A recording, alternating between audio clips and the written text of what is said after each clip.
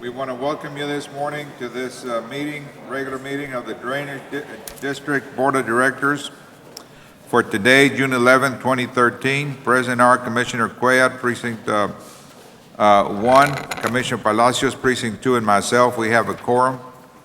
Anything under open forum? No, sir. Our consent agenda.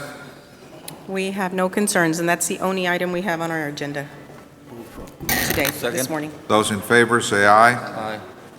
Anything under executive session? No, sir. Need a motion to adjourn. Second. Those in favor say aye. Aye. Aye, motion carries. We'll be in recess until 9:30 at the beginning of our regular meeting.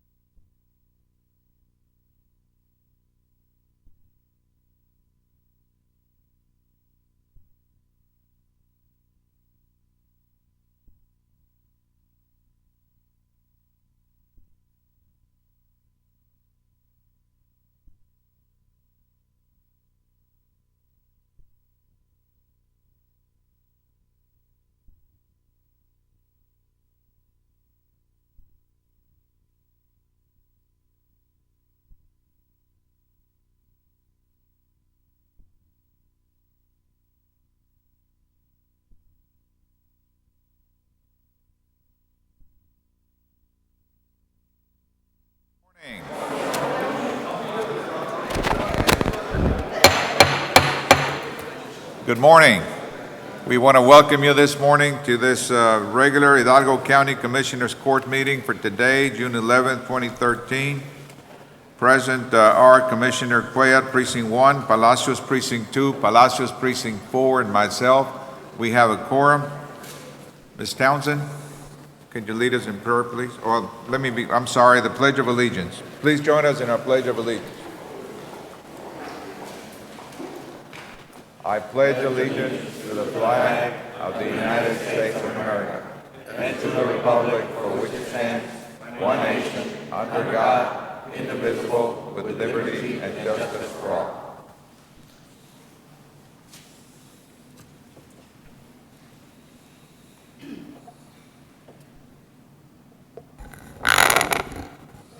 Dear Father in heaven, thank you for this day. Thank you for the opportunity to all work together for the good of the county. Special blessings for all our elected officials to do what they should do representing us. We ask that you bring peace to our world, peace to our nation, peace to our families. Thank you very much, dear Lord, for the rain that you sent us to refresh the earth. And we ask you always to keep us mindful of thanking you for all our blessings. In the name of the Father, Son, and the Holy Spirit, amen. Amen.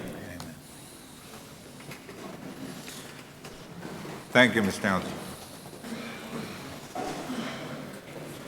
All right, before we proceed and take any action on any agenda item, I'd like to, at this time, move on to item 6B and take that particular one out of order.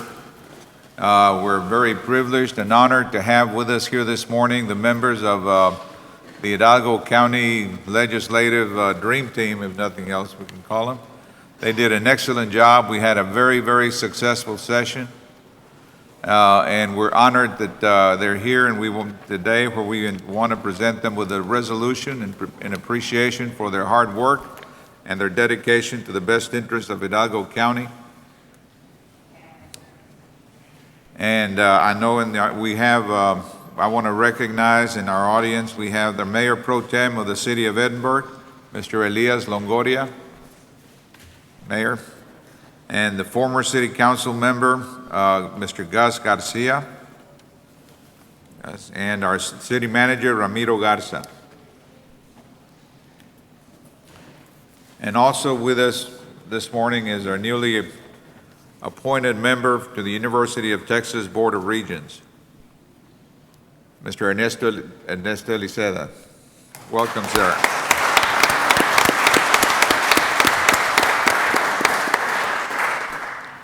All right, at this time, Karina, would you please?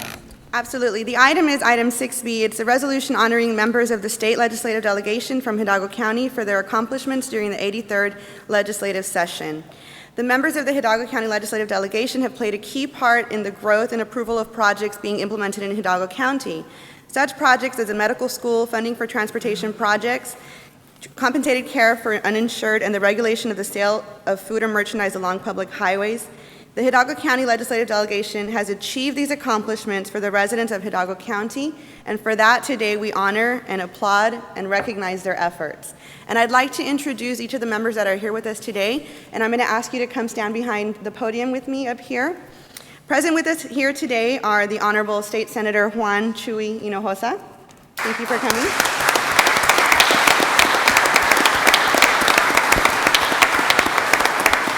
Senator Hinojosa was recently named one of Texas Monthly's top 10 legislators. Congratulations.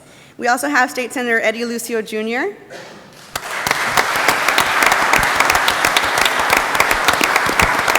And I was just told that his 13-year-old niece from the Rio Grande Valley is presently competing in the LPGA Tour in South Carolina, so good luck to her, Senator.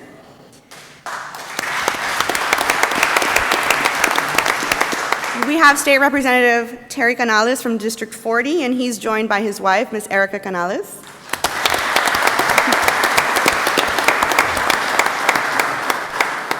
State Representative Bobby Guerra from District 41. Thank you for coming. We have our State Representative Oscar Longoria, and he's joined by his wife, Ms. Jennifer Ruiz Longoria.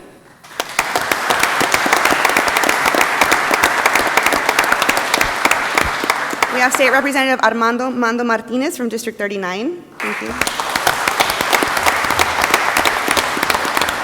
And representing State Representative Sergio Munoz Jr. is Chief of Staff, Mr. Richard Sanchez.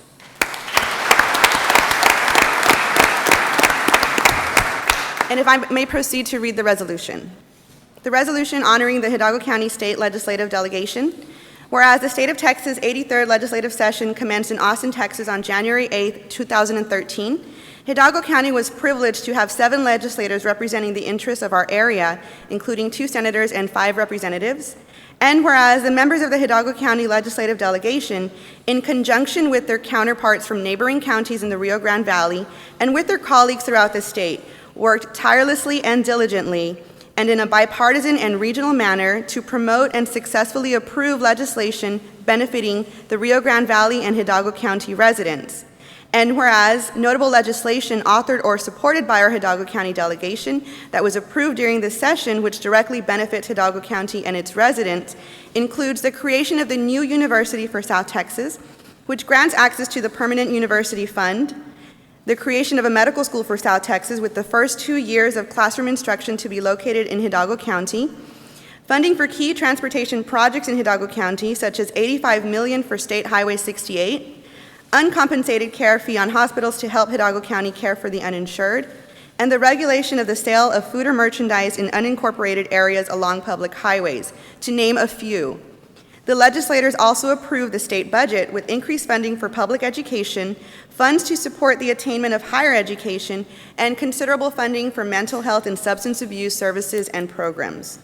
And whereas the members of the state legislative delegation representing communities and residents in Hidalgo County include State Senator Juan Chuy Hinojosa, State Senator Eddie Lucio Jr., State Representative Terry Canales, State Representative Bobby Guerra, State Representative Oscar Longoria, State Representative Armando Mando Martinez, and State Representative Sergio Munoz Jr. Now therefore be it resolved that the Hidalgo County Commissioners Court hereby recognizes and honors the members of the Texas State Legislative Delegation representing Hidalgo County for the extraordinary accomplishments achieved during the 83rd Legislative Session benefiting the residents of Hidalgo County, the Rio Grande Valley, and this great state of Texas. Approved this 11th day of June, 2013. Move for approval. Those in favor, say aye. Aye. Aye, motion carries unanimously.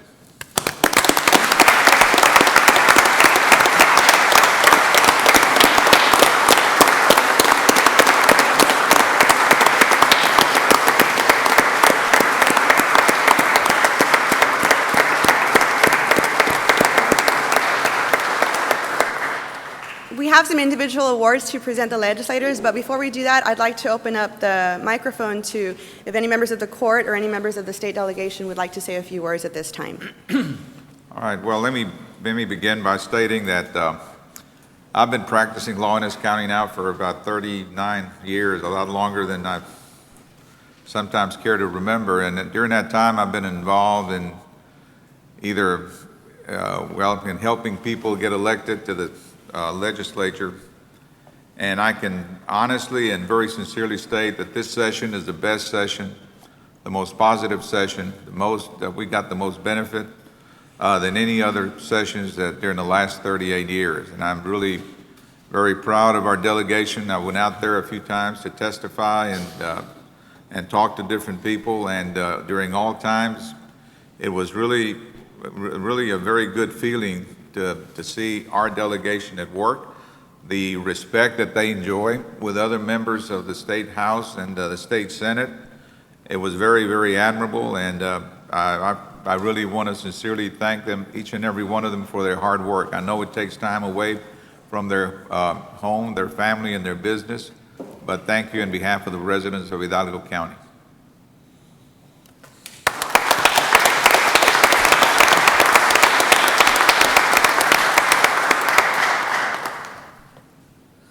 I too would like to share some sentiments. I look at the faces and I can look at every one of them, and I've had a personal relationship with each and every one of them. I'm very excited. I think the true winners here are the voting, is our public, is our taxpayer. Never have I ever seen such a collaboration of a dream team go out there and fight for what's best for our community, and it's just an impeccable work you all did. I you set the bar pretty high on this legislative session. It's wondrous what you'll produce in the next coming years, but I look forward to it. The county's always been a partner in anything that we could ever do, but you've had an extraordinary legislation, and we really appreciate all the hard work that you all do. I had been following a lot of y'all on Facebook and a lot of things. I've been up there up in Austin, but it's just a true honor to know that you guys are representing our community, and it's just, I mean, thank you very, very much.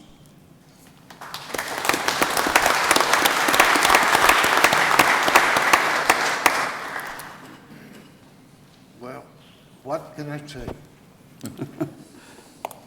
Now, I appreciate the effort on behalf of residents of Precinct 2 in Hidalgo County. And everybody knows, as Commissioner Palacios pointed out, that you were very successful this session. And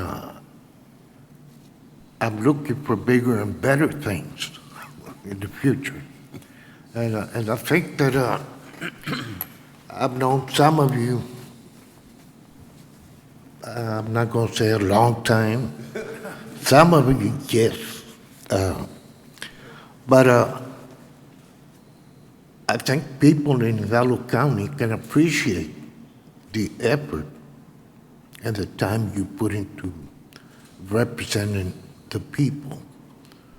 And you've done a tremendous job, and I'm sure you'll continue to do a tremendous job.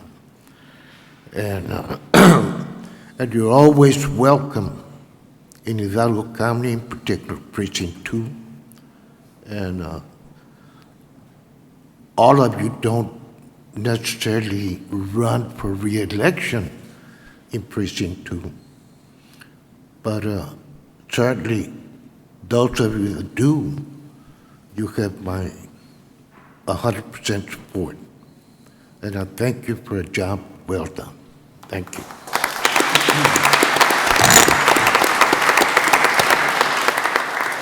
Again, I want to thank everyone, each one of you all and your families for putting up with y'all being away from home so long. And you all did a great job for us. And I know it'll be a better future for all of us here in Hidalgo County and Precinct 1. I got 3 reps that touch Precinct 1 here, Longoria, Mando Martinez, and Terry. So I want to thank you from the bottom of my heart for everything you all did. Thank you very much, and we'll be around to work together. Thank you.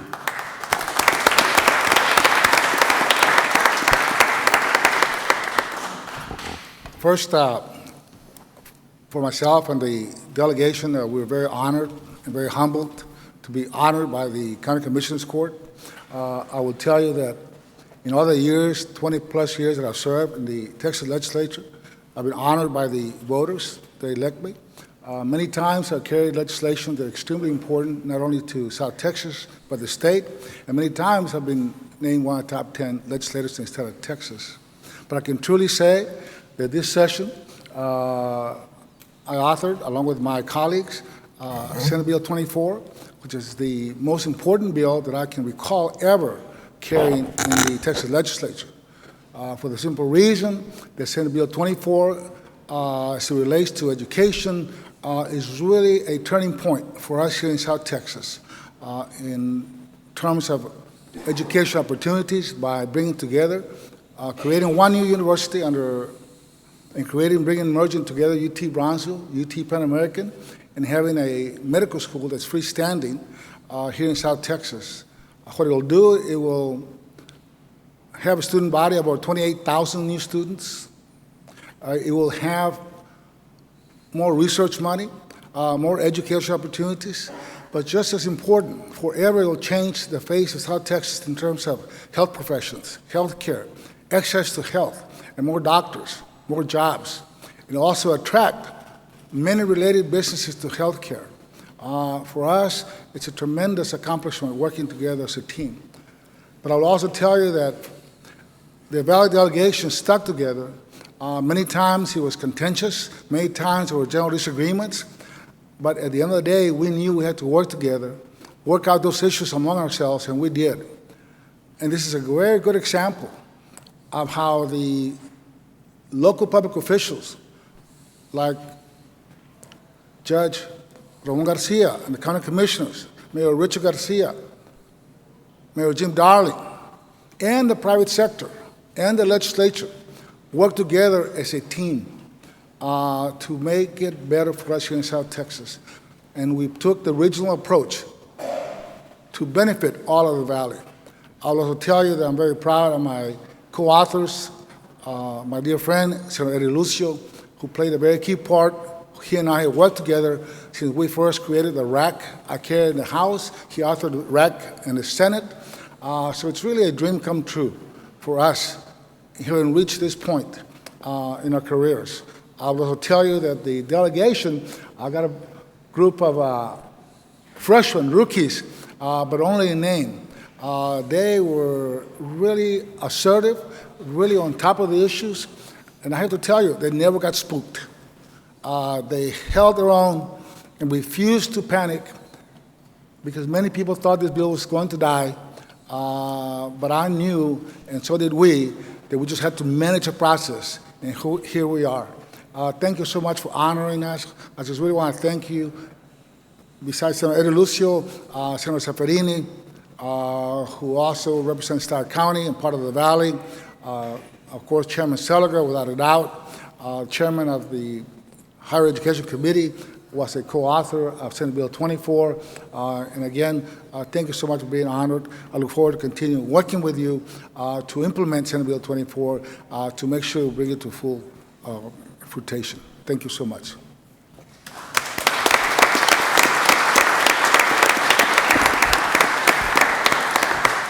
Good morning, Judge Garcia and members of the Commissioners Court, the wonderful people from Edinburgh, Texas, and Hidalgo County. Thank you very much for allowing us to come together today to celebrate what we believe is one of the best legislative sessions ever in the history of legislative sessions for the Valley. The judge, you stated it perfectly.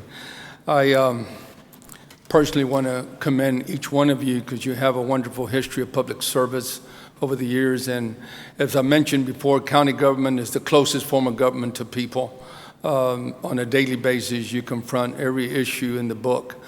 I was fortunate to serve 12 years in county government, as you know, in Cameron County. And this is my 27th year as a legislator in representing this area of the state. I'm very proud to represent over half of the population of Hidalgo County in my senatorial district, all of Cameron, Kennedy, Willacy, and Clayburgh counties. What we've accomplished this session is just historic, obviously. But there have been some other things that we've also accomplished. And one of the things that's dear to my heart is feeding hungry children. We passed another couple of bills that addresses the expansion. I authored a bill that expanded the lunch program into the morning breakfast program for all our school children in schools that have 80% or more of the student population that qualify for reduced or free lunch. Last session, we passed the summer foods program, feeding program. So we continue to understand that our children need to be well nourished in order for them to have the concentration they need to learn in our schools, in order for them not to get sick and go to the nurse's office instead of being in the classroom. So I have a great passion for that. Also, there's some other issues that were important to Hidalgo County, especially the $10 million we were able to put in the budget at the very end through an initiative that I carried for you, establishing the necessary funding to do the watershed project on the western side of the county. So that's going to not only help Hidalgo, that's going to help Willacy County in the future. But all of that is a reflection on you all, because quite frankly, we need to echo your sentiments.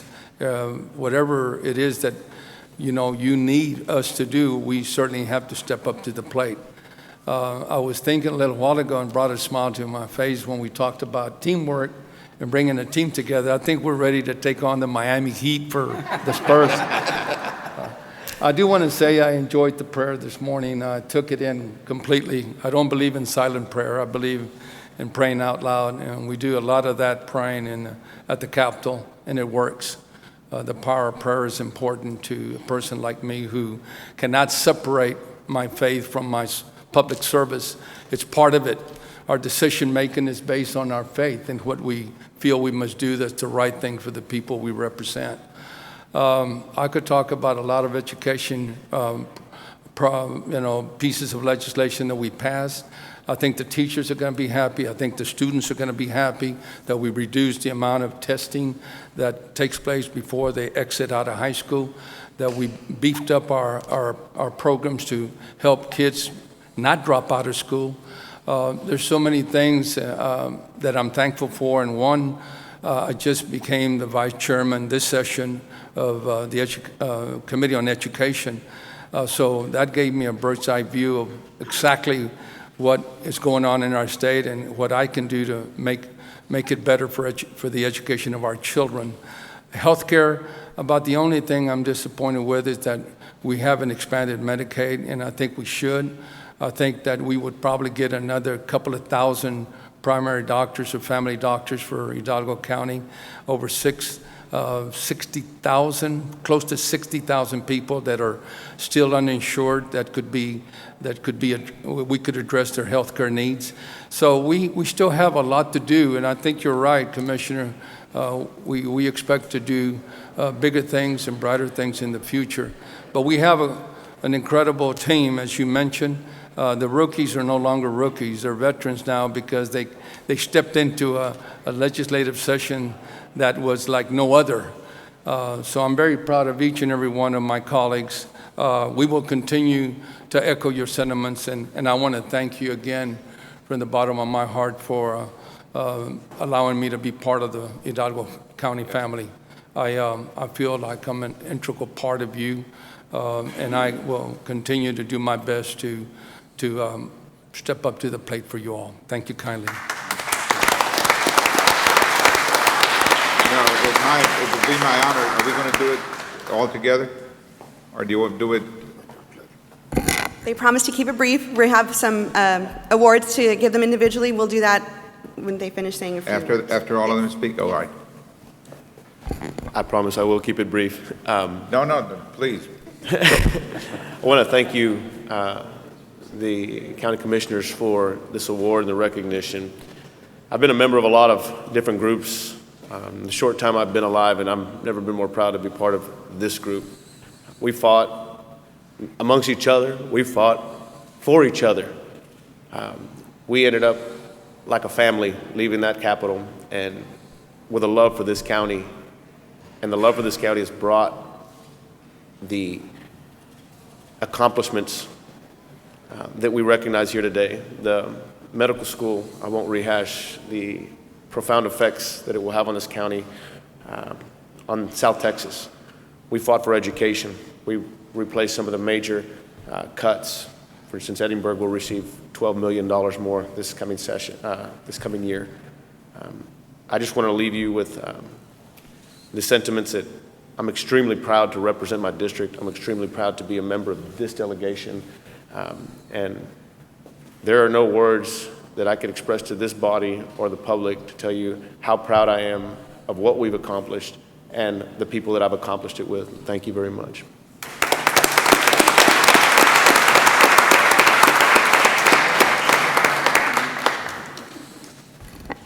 Well, I can tell you, first of all, I want to thank the public and the voters of District 41 for giving me this opportunity to work with a fine bunch of legislators.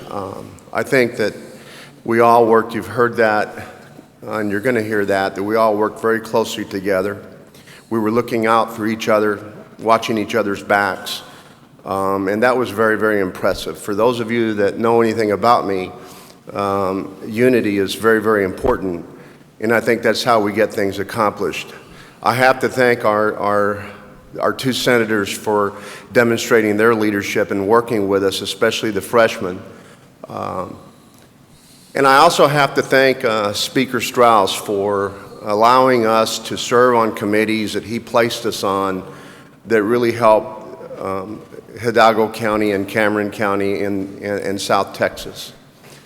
Everything from, you've heard about the medical school and the merger, which was historic, and to be a freshman and be a part of that was unbelievable. But we can't forget all of the hard battles that we had, and we were successful with public health, transportation, and public schools. And we couldn't have done that without your support back home. I know that I received a lot of phone calls, a lot of positive phone calls, and those phone calls really meant a lot to all of us. It kept our juices going and made us get up at 6 in the morning and work till midnight. And I don't think that many folks know how hard we do work up there. But I got to tell you, it was very rewarding. But the big accolade to me will be when we finally start seeing the results of the fruit of our labor. When the medical school and the merger finally, we start seeing the brick and mortar. When we start seeing the accomplishment and the finishing of I-69 and working with Vice Chairman Martinez on transportation was a wonderful experience, and I learned a lot from him. And of course, the public health arena. There's so many people here in Hidalgo County and Cameron County that are going to benefit from our united effort in bringing dollars down here for our children who so desperately need those dollars in health care. So you've heard enough from me. I want to thank all of you for the support, because hearing from you, you know, you would get up in the morning and we'd get that one phone call, okay, I'm motivated again, and that really helped. So thank you from the bottom of our hearts, and God bless all of you, and thank you for giving us this opportunity. God bless you.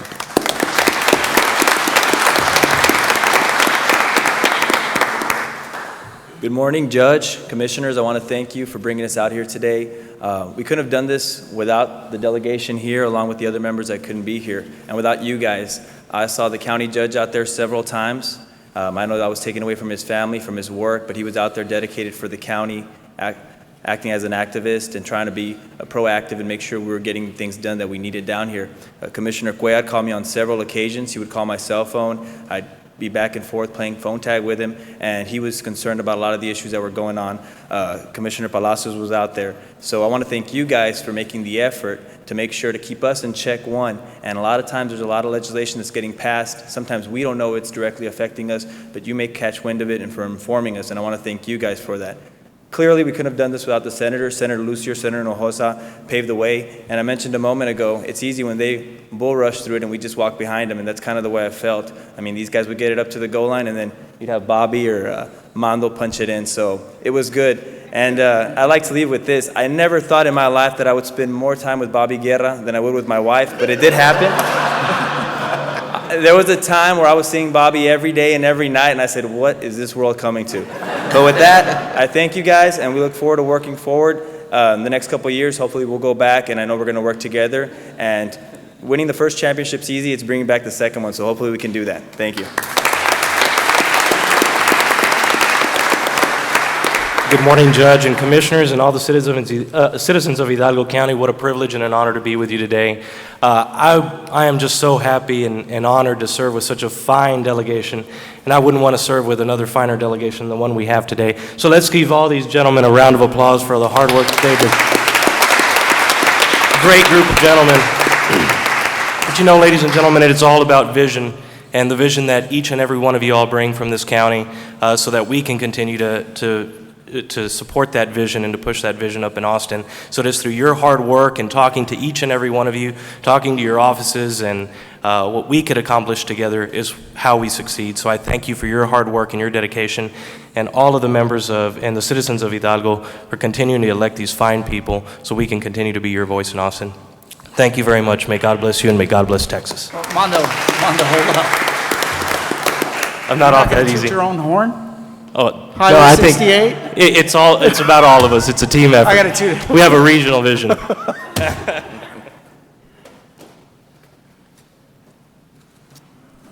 Good Good morning. Thank you for having us here. I just want to extend regrets from Representative Munoz for not being here.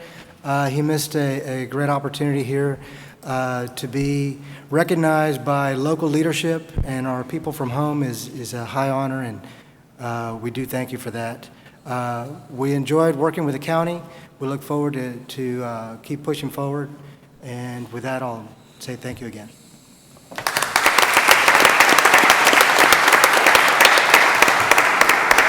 At this time, Judge, Commissioners, I'd like to ask you to come down from the dais so we can present the legislators with... Before we go down, let me... Absolutely. It's going to be my honor to present the plaques of appreciation to our two state senators. Senator Lucio, being from Cameron County, when he was first elected, there was a lot of concern here in this county about, God, he's going to be caring for Cameron County instead of Hidalgo.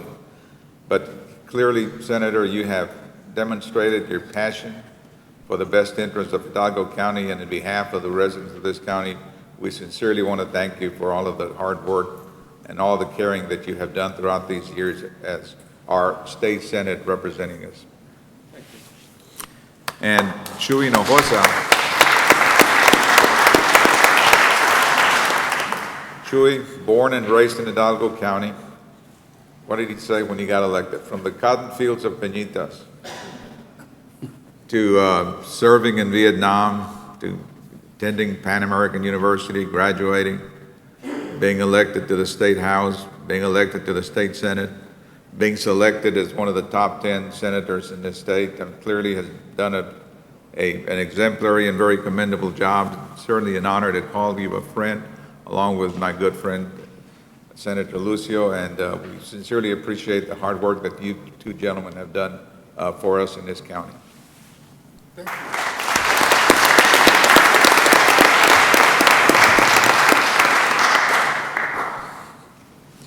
So what we're going to do now is we're going to present these individual awards. I'd ask the members of Commissioners Court to please step down in front of the dais. Come down and join us in the front. They're going to do it one at a time.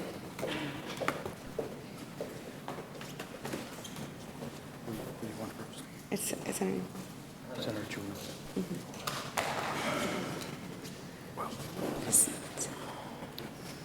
Okay, thank you. At this time, the County of Hidalgo presents this award to the Honorable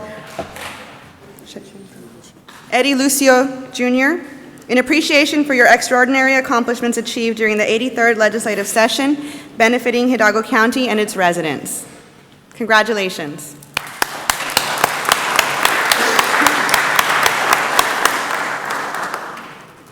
And if you can just, we're going to take a group picture at the end, so if you can just go to the side. The County of Hidalgo presents this award to the Honorable Juan Chuy Hinojosa, Texas State Senator, District 20, in appreciation for your extraordinary accomplishments achieved during the 83rd legislative session.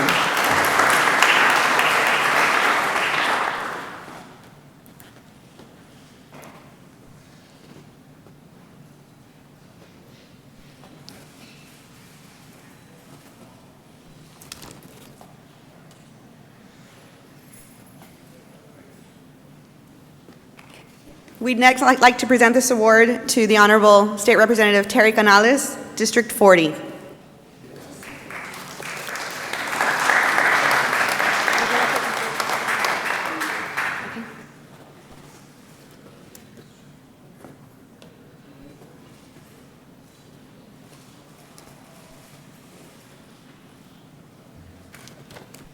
Congratulations.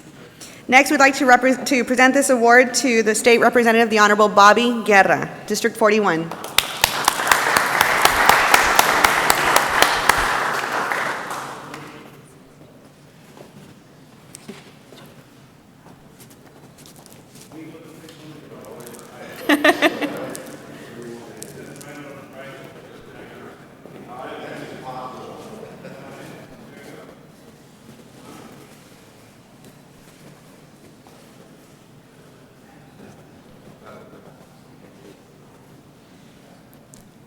Next, we'd like to present this award to State Representative Oscar Longoria from District 35.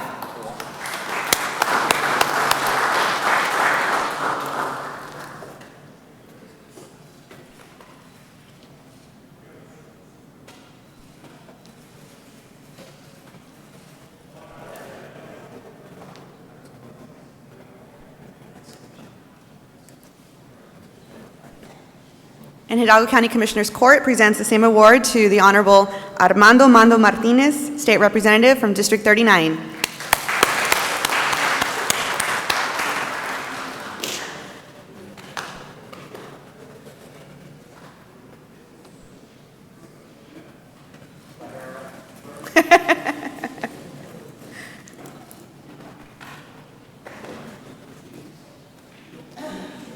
And the last award will be going to State Representative Sergio Munoz Jr., and accepting the award on his behalf is his Chief of Staff, Mr. Richard Sanchez.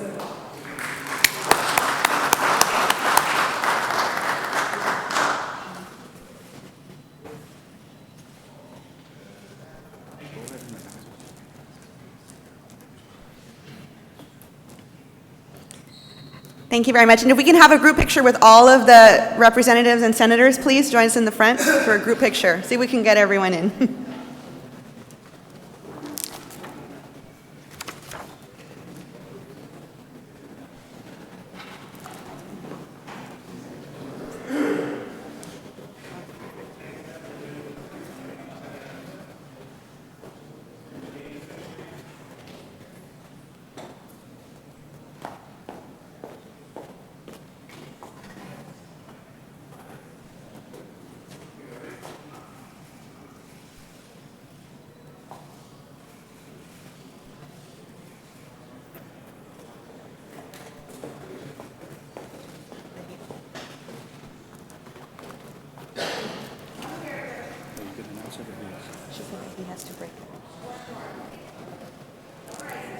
Once again, on behalf of the residents of Hidalgo County, thank you very much for all of your hard work. Congratulations.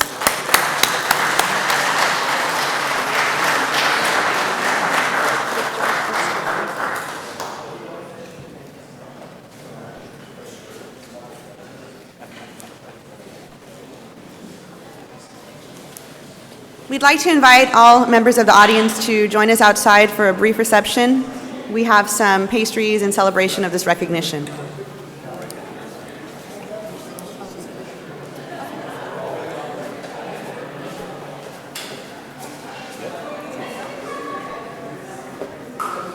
At this time, we're going to be having a short recess of our meeting so that we can go down and acknowledge the presence of our honored guests.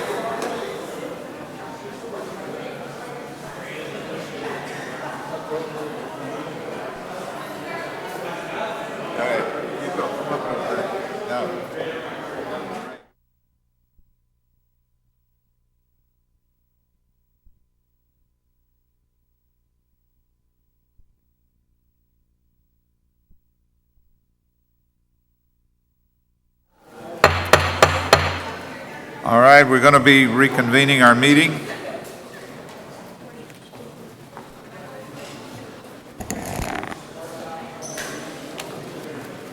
We're going to go back to our consent agenda. Item 4.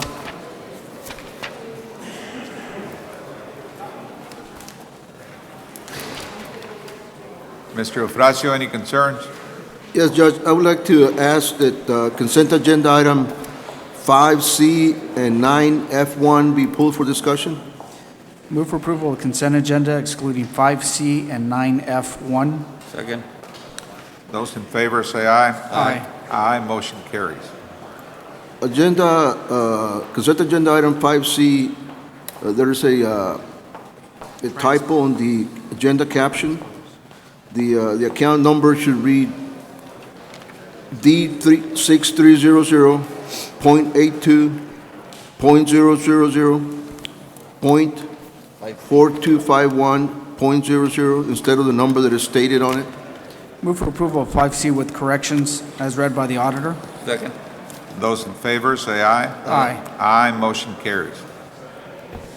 You think Marty's going to address 9F1? And then on item F, we went to correct, well, not actually correct, we want to add language, and that's only to further identify the project. This is construction materials testing services for new motor pool at M Road parking lot in Precinct 4. Move for approval of 9F1 with corrections. Second. Those in favor say aye. Aye. Aye, motion carries. That's all I have. Thank you, Marty. Ms. Serna? Diana? What item number are you on? Okay, item 13, 13A, we need to take that out of order. Thank you, Judge. I appreciate this. Our first item on the agenda is requesting the approval of a proclamation declaring June 2013 as Home Ownership Month within Hidalgo County. We have a proclamation attached to the agenda item. And in essence, what it means is that we in Hidalgo County believe in owning a home is an essential part of the American dream, and that we'd like to raise awareness about the importance of home ownership that will assist more Americans in realizing the benefits of owning their own home.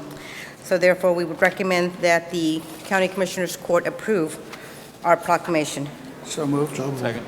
Those in favor, say aye. Aye. Aye, motion carries. Thank you, Judge. Item B is requesting approval to enter into a Karina. contract. Go ahead, Diana. Okay. To enter into a contract with Proyecto Azteca for the purposes of implementing the 2012 to 2016 Hidalgo County, Urban County Colonia Self-Help Center Grant. We're recommending the approval. However, there was a concern that was addressed by the auditor regarding legal review, so we'd like to recommend that the court approve this contract pending legal review. So moved. Second.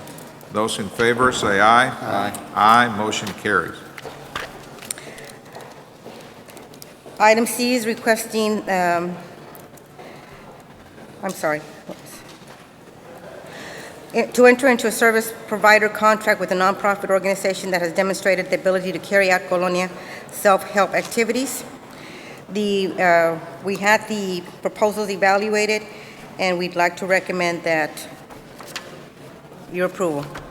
So moved. I'm sorry, Those in favor, say aye. Aye. Aye, motion carries.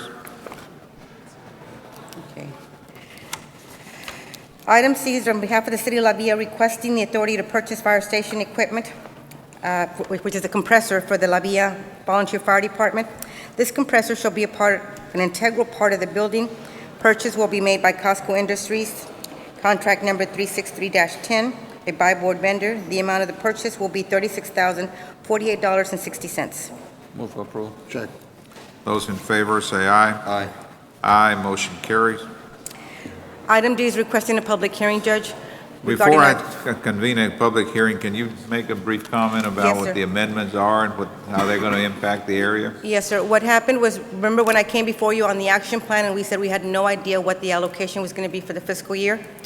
We finally received word from Congress where they actually gave us a budget, and they indicated to us that instead of receiving a 5% cut that was going to be across the board, we in essence ended up with $20,000 extra under CDBG. We did, however, and because of the fact that we were expecting that 5% cut, we had taken that from the precincts and the cities. So what we're doing now is we're returning that money back to the precincts and the cities as part of their original budget so that they can have what they plan to do from the onset. We did receive a cut in home, and we did receive a cut in emergency solutions. But overall, the public hearing is to advise the public that we did get our money and that we are recommending that the court provide it back to the communities that we took it from. At this time, we're going to convene a public hearing to consider public comments for the Hidalgo County Urban County Program Substantial Amendment to the existing Urban County Program Work Plan for FY years 26, which is 2013. Anyone here desiring to make any comments either way, in favor of, against, or? For the record, Judge, I'd also like to indicate that our allocation, as it was prior to the actual award of the funding, was $9,536,563 overall, including all three grants. And the substantial amendment will now provide us with $9,911,988. Is there anyone here desiring to make any comments? If not, we're going to close this hearing and proceed to item D2. Okay, D2 is requesting the approval of the substantial amendment that we are providing to HUD. Move for approval. Second. Those in favor, say aye. Aye. Aye, motion carries. Thank you Thank very you, ma'am. much. All right, let's move back. Item 5, open forum. First presenter, Opal Billman.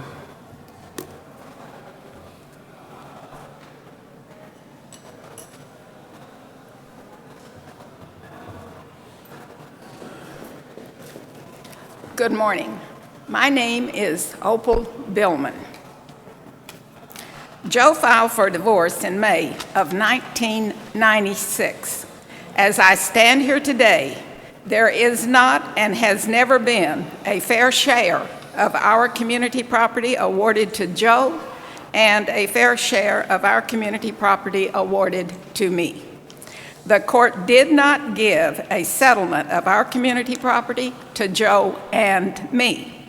When Joe died in 2003, the case was ongoing.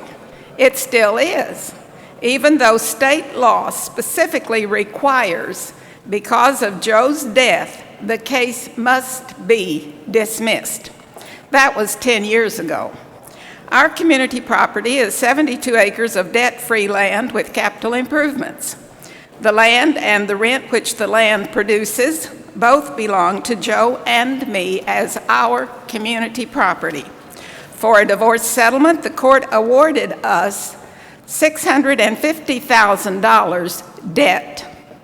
The court divided the debt 41 to 59%.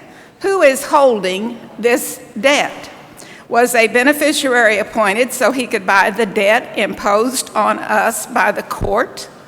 Is it planned that when the two owners have passed, the beneficiary claims ownership of all of our community property through the court-imposed debt? Would the beneficiary get all of our debt-free community property and the rightful heirs get the court's imposed $650,000 debt? Within the boundaries of the law, the judge does not have the authority to bequeath everything we own to someone else and call it a divorce settlement.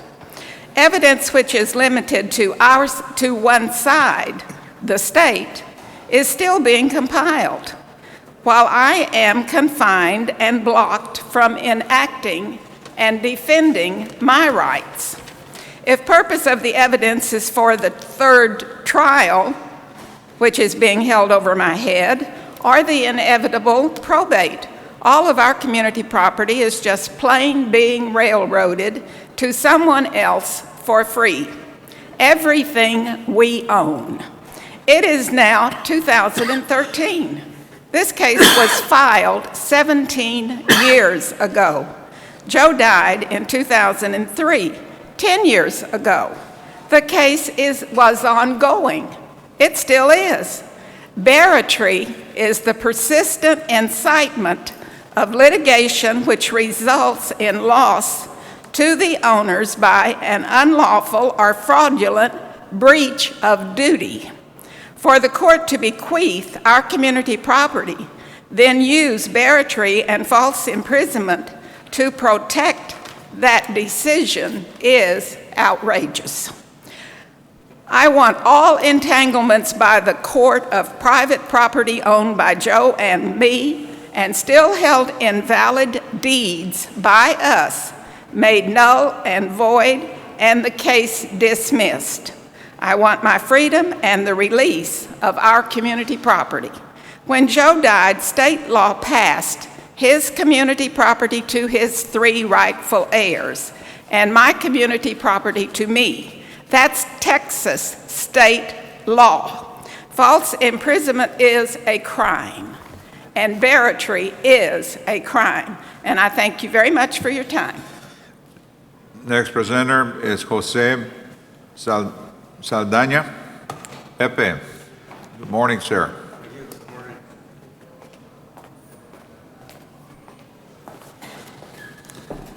Good morning.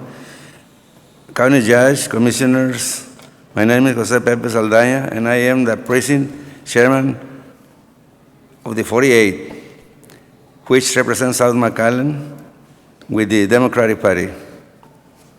I am here to address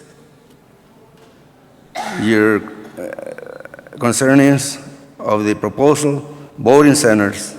First, I strongly believe in technological advancement, but feel that the benefits need to be considered carefully before the adaptation. It is important that any changes of polling locations be evaluated regularly. We must not ignore the sacrifice of groups like the United Farm Workers, PASO, Raza Unida, Colegio Jacinto Treviño, LULAX, Colonias del Valle, the Brown Berets, Texas Migrant Council. This group worked very hard to organize the residents of the Hidalgo County.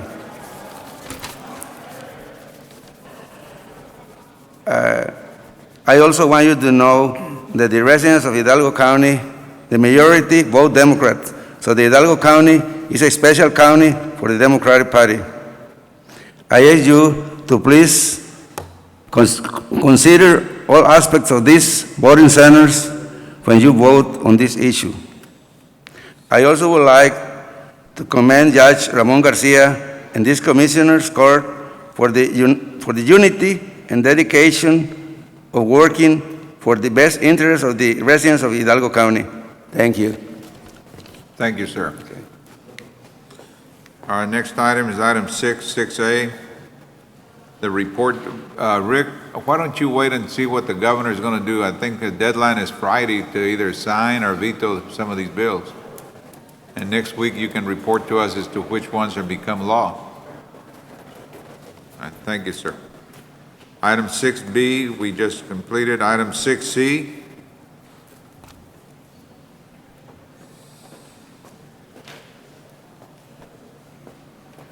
Judge, on item 6C, we received information this morning that the governor has included transportation in the special session.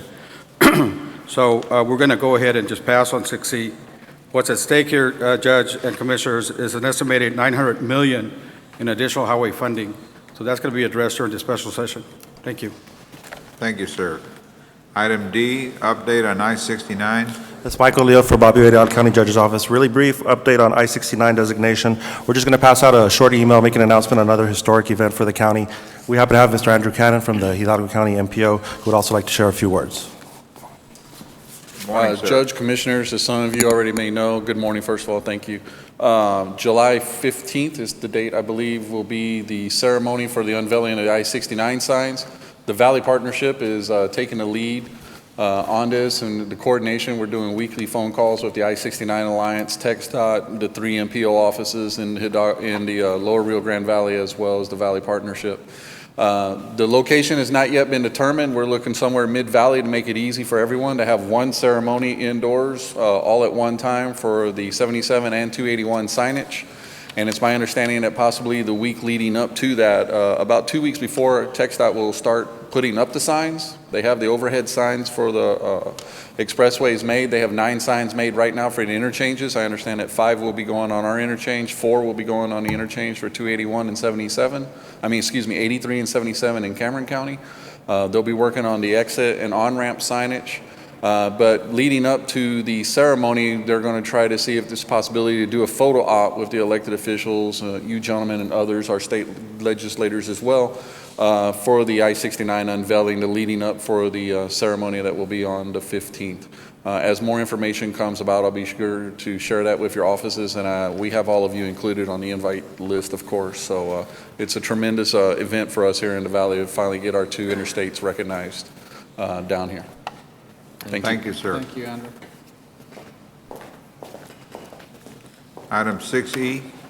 Item 6E is requesting approval to submit event request form and application for permit to use a common area at La Plaza Mall in McAllen in order to host a Dare to Prepare Hurricane Preparedness Fair on Saturday, June 15, 2013 from 11 a.m. to 1 p.m.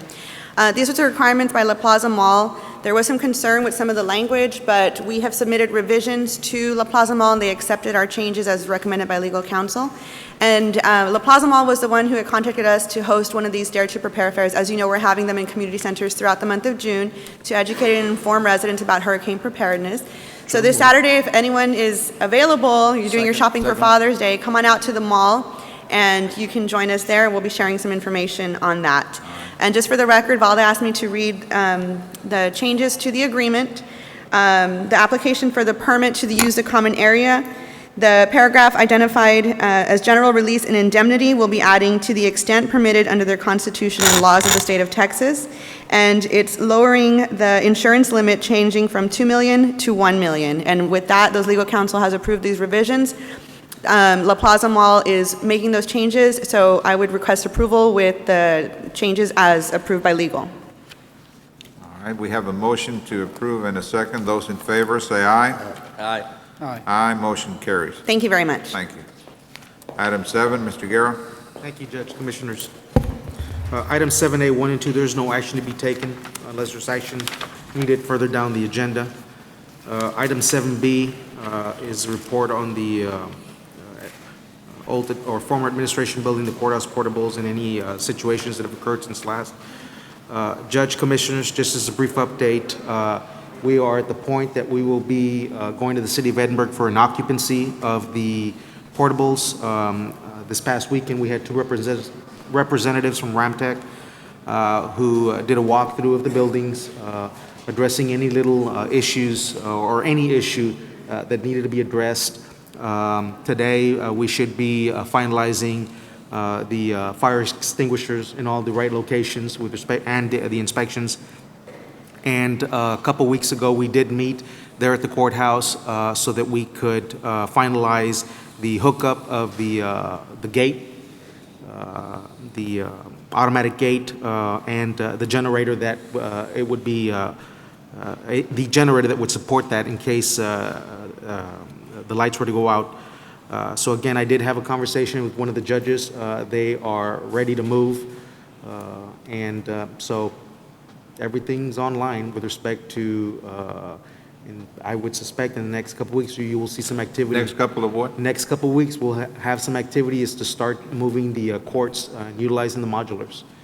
Again, we're at the point after today that we will be approaching the city for the occupancy. All right. Sir. Okay. Item 7C, I'm asking no action. Item 7D, I'm asking the court to consider a museum funding agreement between the County of Hidalgo and the Donna Hooks Fletcher Museum. We have funded, or we have provided funding last couple of years, if I'm not mistaken, to the Donna Hooks Fletcher Museum. We did have funding in place for this year, so I am asking the court to consider the funding agreement between the County of Hidalgo and Donna Hooks Fletcher Museum. Move for approval. Second. And the amount is what, Baldi? If I'm not mistaken, it's $40,000, Judge. All right, that was approved in our budget. Yes, that's what I'm saying. There was funding, yes. Well, we Yeah. identified funding during the process. Those in favor, say aye. Aye. Aye, motion carries. Judge, Commissioners, item E is discussion and action, if applicable, of the following. I'll have Ms. Ramirez and Mr. Garza here from the DA's office. It relates to the biometric electric clock policy, outside employment policy, and modified policy on leave, FLSA exempt employees. Again, Judge, we do have it captioned as discussion and action if the action is warranted on today's agenda. Good morning, Judge, Commissioners. This is a follow-up on a previous item that we had discussed last month. What we've done since that time is we've had several meetings with the precincts and the commission and the county judge's office. We've incorporated some revisions that were proposed, and we've modified the biometric time clock policy to include a statement on public accountability, which we had presented previously as a separate policy. That is what is before you today for consideration and action. Would you like to discuss some of the changes that were made? Please. Okay. One of the first items that we included was a recommendation by Ms. Glass with Atlas and Hall to include clocking in and out during the lunch hour and returning to work. So that way it's clear when employees are expected to punch in and out on a daily basis. As Mr. Ramirez had mentioned, the primary change to the biometric clock policy was the statement regarding accountability. And the statement really reiterates a lot of existing policy. We just want to make it fresh and have our employees understand that this is part of the rule book, part of the manuals, and we're reasserting it as an accountability measure within this policy. We also, on the tail end, added a paragraph that essentially acknowledges that this policy would supersede any prior memorandum and/or employee practice with regards to time and attendance. There's been some misunderstandings, some misapplication of previous memorandum or policies. A lot of employees have misunderstood how their clocking in affects their time and attendance and their responsibilities therein, and we're optimistic that this policy sets up some guidelines on their responsibilities and also raises their awareness about accountability and their duties and responsibilities to the counties and the county taxpayers. We do understand that this is an initial step, and meeting with with Mr. Guerra, the executive officer, with budget and with IT, we understand that we have to undertake some other work with regards to this policy. Should the Commissioners Court pass this policy here today, then we would move forward with working with IT to perhaps change some of the parameters as they would be affected by this policy in terms of the clock and clocking in, as well as developing some more specific policies and procedures regarding TAP, the Time and Attendance Portal, which is something that we utilize on a daily basis, but has not been incorporated or approved by Commissioners Court. So we need to formalize some policies with regards to TAP. This really opens the door for that process, and should the Commissioners Court approve the policy here today, we would move to begin the portal clock parameter changes, as well as developing some other policies with regards to TAP.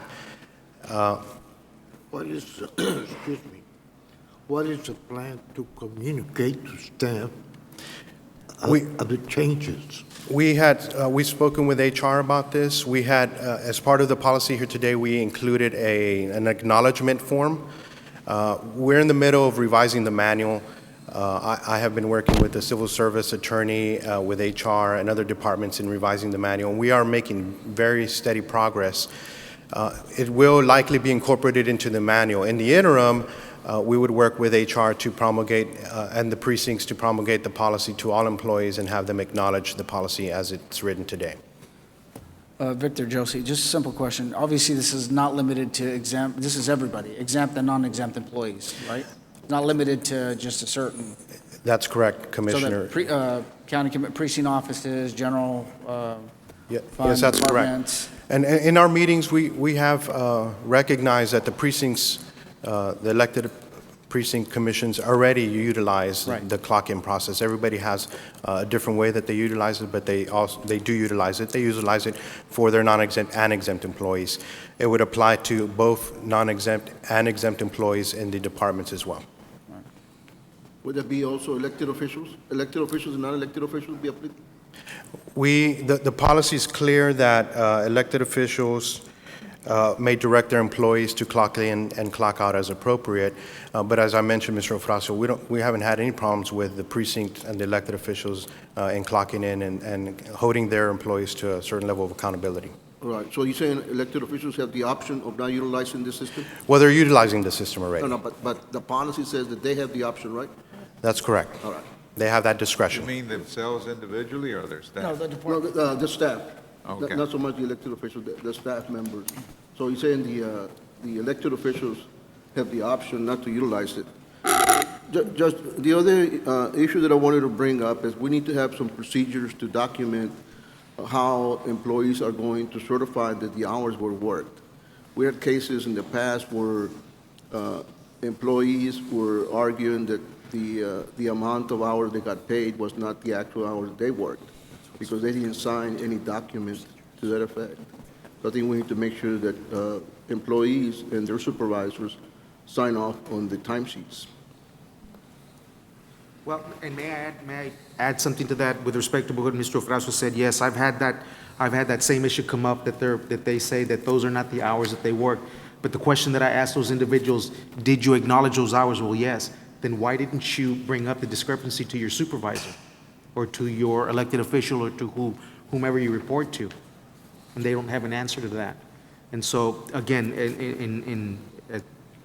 in answering or as an additional comment to elected officials have the option of utilizing this system, this is one of the methods to account for individuals' time.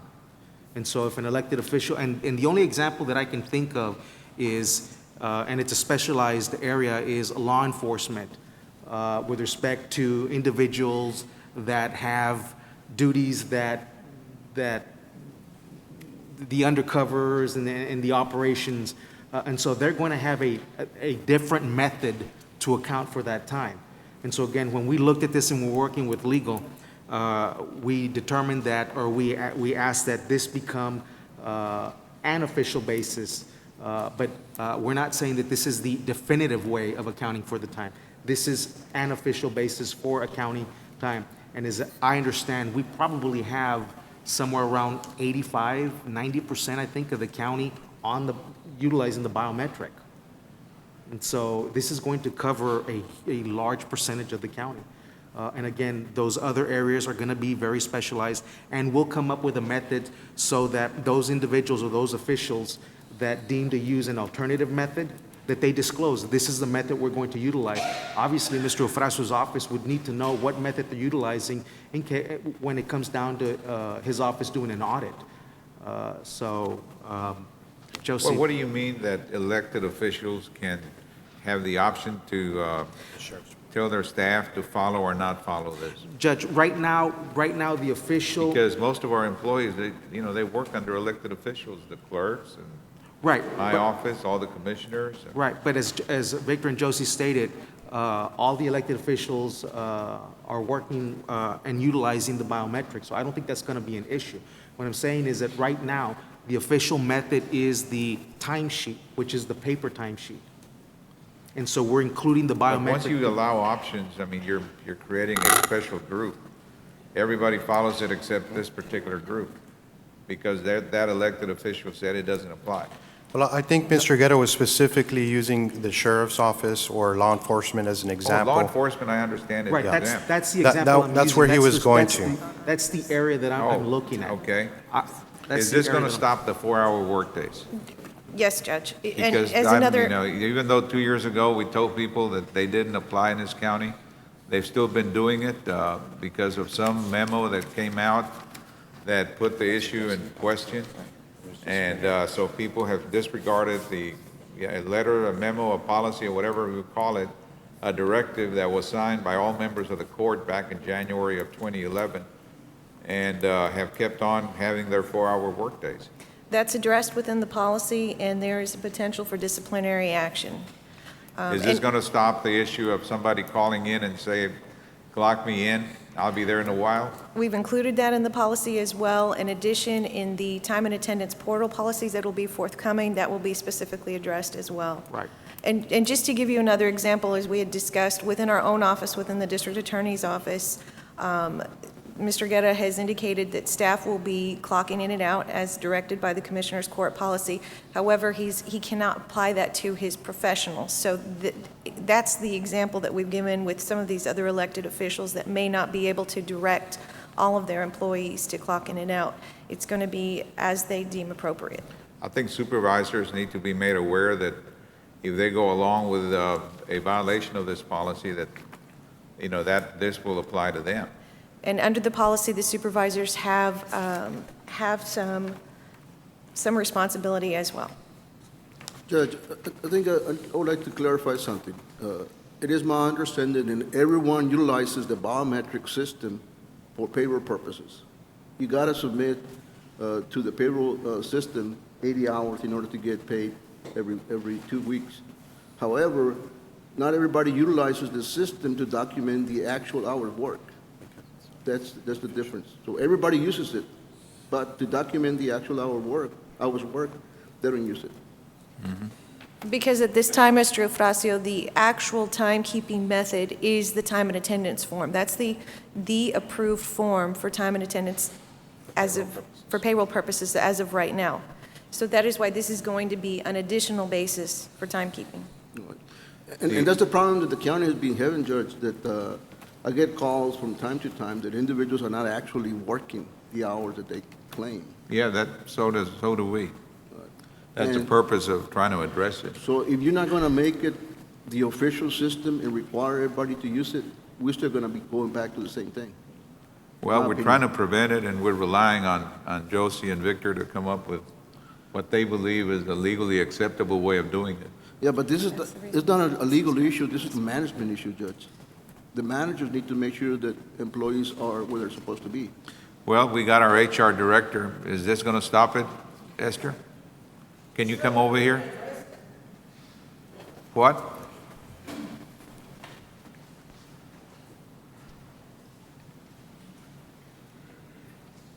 Did you understand Mr. Ufracio's concern? Yes, once this is approved by court, we're going to make sure that it's implemented, and we're going to get in touch with all the departments, and if we have to have a workshop or meetings at HR to cover this, we will. Okay. Is that fair enough? What about the issue of accumulation of comp time and getting comp time? Is that going to be addressed at a later time? We had previously submitted a proposed policy regarding comp time, and in particular exempt employees. In the interim of submitting that policy to the court, and today, we have gotten a lot of communication from certain departments, certain concerns they have, the way the policy was written. The main concern was really the limitation on comp time and the ability to carry over comp time hours once the policy was implemented. So we do have some other concerns in that regards, and at this time we don't have a proposed policy for approval. Okay. What we have today is the biometric clock policy, and also what we expected today was to open up discussion on the exempt comp time policy and as the outside employment policy. Okay, sir. And judges, if I can just add with regards to the biometric clock policy, this clock, the policy is very clear. Again, it reiterates some of our policy that's in the manual already to make it very clear to employees, exempt or non-exempt, that we have certain hours, in particular regular employees, that the county dictates they must meet in order to qualify as full-time employees. We operate on a 40-hour work week. I understand Mr. Ofracio's point about perhaps using the clock as a basis to directly pay somebody.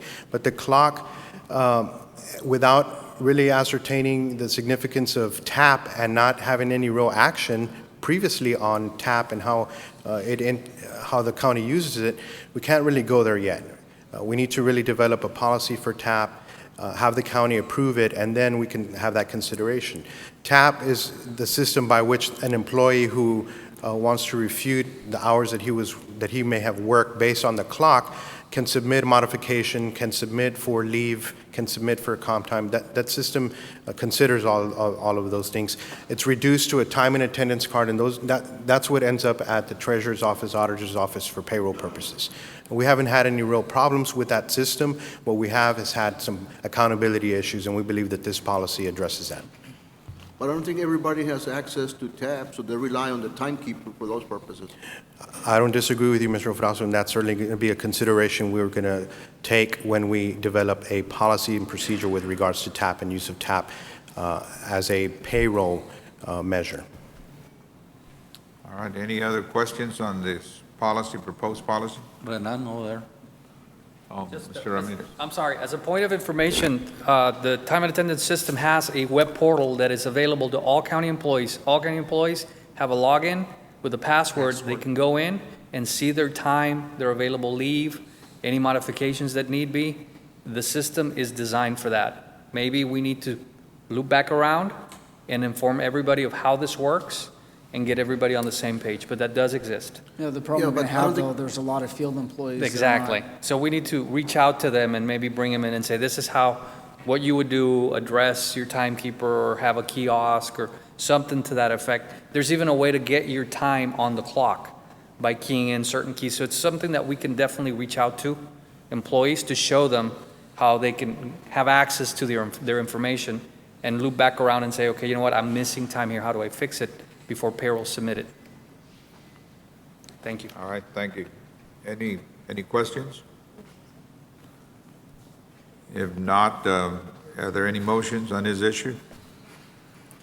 Judge, Commissioners, one thing that needs to be addressed is the effective date of this policy going to in place. Should you... Is the what, Josie? The effective date, should you decide to pass it right now, because we would have to work with IT to get the parameters in place so that it can be implemented appropriately. How much time, Raynon, are you looking at needing? If, Renan, today's June 11th. If you're looking at a couple of weeks, you're looking at the end of the month, and if that were... We would like to begin the new configs at the beginning of a payroll process, because today we're right in the middle of it, and then you would have two separate sets of rules. But So the next payroll begins Monday. Right, but We're if- requesting the next payroll, which would So be July 1st. So which you're would- looking at the first effective date of a payroll in July? Yes, sir, is what we're So requesting. that'll be which would July give us- 1st? Yes, sir. That'll be the effective date. Yes, sir. It gives us 2.5 weeks to Set up put it all together. So just to clarify. And also inform the What we're employees. approving today will affect all general fund departments, not elected offices. They'll still have the option to either adopt the biometric versus the TAP system? Is that what this is? No, Commissioner. The biometric is going to be adopted as another timekeeping Okay. method. In order, it's in our policy already. We have the time and attendance record. This is going to be in addition to that process. I'm all for it. Accountability, I'm all for it. We're already on the system. We've already adopted new rules, so I'm completely. We're not moving toward or recommending an exclusive use of the biometric clock at this Okay. time. And I I get wouldn't it. recommend, because it is tied into payroll, and anybody gets off the system will affect their payroll. So most departments are on it. To clarify what Mr. Guerra said, they're on it. It flows. It's a process that works. Now, what we need to do is fix the rules, the auto rounding, the auto lunches, the exemption flags. That's what we need time to sit down and figure out how the policy was written and how to apply the rules into the configuration of the clock. Right. Renan, I say, Renan, are you going to be responsible for developing those policies and procedures? We are, after yesterday's meeting, we were tasked with putting together a proposal for the TAP procedures. We're the most familiar department in that area because we're the ones that we designed the system and we developed it in-house and we maintain it in-house. So it's key that we're involved, obviously based on the recommendations of the county legal, HR, and all the offices affected, of course. Yes, Like I so was to saying answer your earlier, question, I yes. think there's an issue with certifying the number of hours worked. So you would have to have some kind of procedure in place, either manual or automated. I would definitely want more detail. When you say certify, what exactly you mean by that? Well, And we can do that, we can develop it, we can absolutely develop it. This is what we do in the auditor's office. I print out the timesheet, and all of the employees sign the timesheet, and the supervisors certify that the employees actually work those hours. And before you If you submit. get audited later on by Department of Labor, you can pull that out, and there's no question as to what the amount of hours were worked. As opposed to not having it, then you're going to have a legal issue, and you might have to pay it. So what is my understanding is all departments, after the payroll is submitted, at least should print out their timesheets. Not and everybody have- does it. And have the employee sign it and keep it on file. As per payroll audit that was effective on IT a couple years ago, that was one of the findings. And so that's not happening. That absolutely needs to get put in the books. And if for some reason there was an error, the employee could always turn around, the department can always turn around and do an amended timesheet and go back and catch that. Because your timesheet, your signed timesheet should be an affidavit or a certification of hours worked. And that's not happening, then that definitely needs to be addressed with the employee. And we are having a lot of issues with, there's a lot of amended timesheets. We're still getting a lot of amended timesheets today for payroll from January. So that means somebody didn't look at their time till last week or something. So we definitely need to make the employee more conscious that I work here, I need to be responsible and verify that my time is correct before I submit it and make the responsible task with making sure the employee verifies their But time. that has always been the case, okay? That has always been the case. And again, until the individual who is clocking in, clocking out, if they use the biometric, or they're keeping track of their time via a paper trail, and at the end of the pay period, they fill out that they worked on a Monday 9 hours, on a Tuesday 6 hours, whatever the case may be, and at the end of the week, it amounted to 40 hours, 50 hours, whatever the case may be. If that individual, okay, is not keeping track, then that individual has to be held responsible. And I've advocated in the past, and I've been trying to work with both legals. I've advocated in the past that if that individual is not held responsible, then that individual is not going to adhere to what the rules are. And so if that individual is not paying attention or is just, for whatever the case may be, doesn't care to keep track of their time, submits their time, and if it's off, if it's wrong, and it's short, then it'll reflect it on their pay stub. And then there's a mechanism for them to come back, okay? But that's where Mr. Eufrasio's point is well taken. Show me where the hours that you worked were documented so that we can adjust and amend your timesheet. I guarantee you, Judge, Commissioners, that when it hits them in their pay stub, then they'll start paying attention to I completely the agree. process. And the magic of the time, Accountable. If somebody supervising a group of people, they need to be responsible to ensure that the information they're reporting is correct. Exactly. And I agree with Commissioner Palacios. I think the assumption is killing us because at the end of the day, the individual has a responsibility to document their time. Yes, there are biometric clocks set up for them to clock in their time. Supervisors are responsible to assure that they did the time that they were supposed to do. Yeah, everybody should be responsible for that, because if, we can make the policy work, but if it's up to the supervisor, if I may add, elected officials to make it work. the time and attendance system is a live system. So if I clock out now, it will go to, every department's got a timekeeper, and they run the time and attendance application that gets the data from the clocks. And we have designed it where it's got a dashboard with a running tally of all the employees, and you can see hours worked, leave, and it's got a running total of what they've got, so you can tell on any given day, at any point of the day, where they're at. And I've got, in my department, for example, I've got it configured, and we can do this across the board, where if I have an employee that for some reason worked 9 hours Tuesday and 7 on Wednesday, and for some reason they hit the 40 hours Thursday afternoon, it sends me a report, and at that point I can decide to say, you know what, you're done for the week, go home. And that way I can cap the comp time. Or if he's short, I can make him make up the hours on the weekend. But I want to make something real clear. We don't want, and Renan, you and I have had this discussion before, and I've advocated this, you don't want individuals creating their own work schedule. Oh, I understand Okay, that, what but I'm it gives sa- you the live feed. No, I understand that, but to what- keep my point is, the tools for supervision are there. And I got a little technical, a little off the subject, and I apologize for that. But you do have the tools to supervise today. I understand, but what I'm saying is, and yes, you have those tools, okay? But if a supervisor is going to rely on that method and say it's a Thursday and Valde, the employee, is already at 41 hours. Right. Okay? Then wouldn't the supervisor had to have approved the extra or the Absolutely. overage hours Absolutely. during the week? Absolutely. Okay, again, any overtime has to be approved by your supervisor and/or elected official because it's a time management issue. Okay, the County of Hidalgo does not pay out, we don't have it in our policy, we don't cash pay out overtime, we do comp time at time and a half, okay? And so the issue then becomes, on paper, the issue is real. When we have all these hours that are accumulated, okay, we run monthly reports, I see the reports, I call up the department heads and I ask, is the work such that these individuals have to rack up or are going over their work schedule of working 10, 12, 13 hours a day? If that's the case, then are we not configuring the workday more efficiently? I mean, can we configure the day more efficiently? Or is there an issue where you're understaffed? Okay, Well, that sounds like a supervising issue. Exactly, it's a time management issue, and my point is, I just do not want to get into this issue or this situation where the given is 40 hours a week, okay?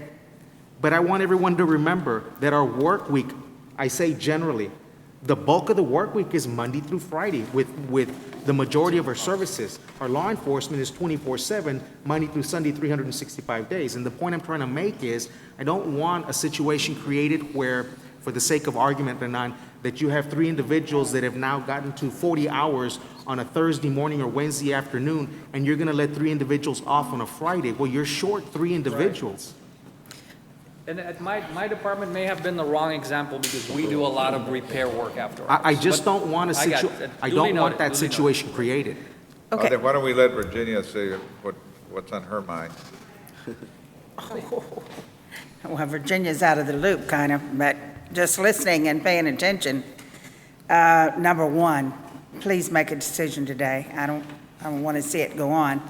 Number two, when you set a policy, I think everybody who works for the county either signs off when they get hired or something with the policies that you all have set.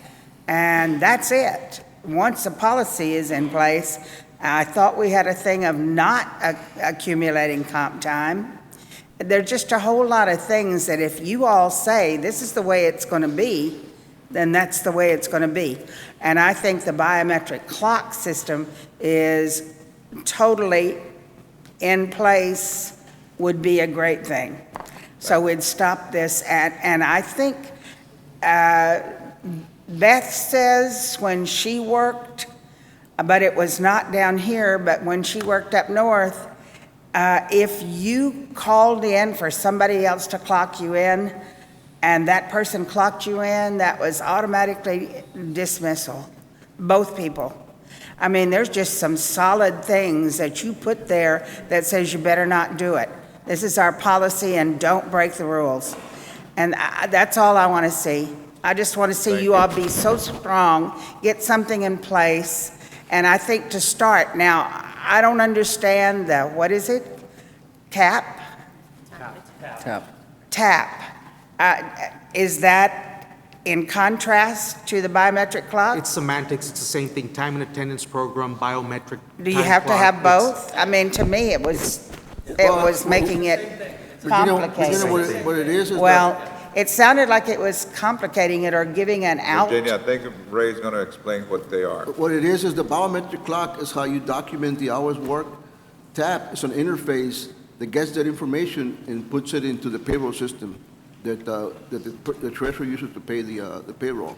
So you got to have both those units in place in order for it to work. Okay. All right, thank you very much. Thank you, Just All do right, something. Any other issues involving? Victor, are you saying, so we're prepared right now to take action on item number one, right? That's correct. Just item number one, not... And just to go back to address some of Okay. the issues that were raised, the policy that's before you does address the responsibility of the supervisor and the employee to verify the information that's presented. In addition, this policy also refers to the work week, the number of hours employees are expected to work, as well as using the leave request forms that have already been approved by Commissioners Court to modify time if necessary. Move for approval of E1.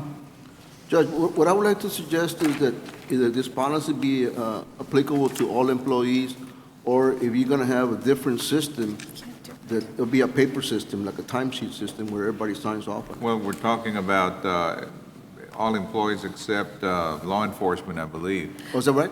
Legally, Mr. Frasio, we cannot do that. Commissioners Court has the authority to direct all the employees that are under them to use this system, and that is what's being proposed today. Now, the additional elected officials that have been following this policy can do so, but they have to do so according to their offices. And the examples that we've already given, the sheriff's office, the DA's office, may not be able to apply it as the other elected officials and departments can.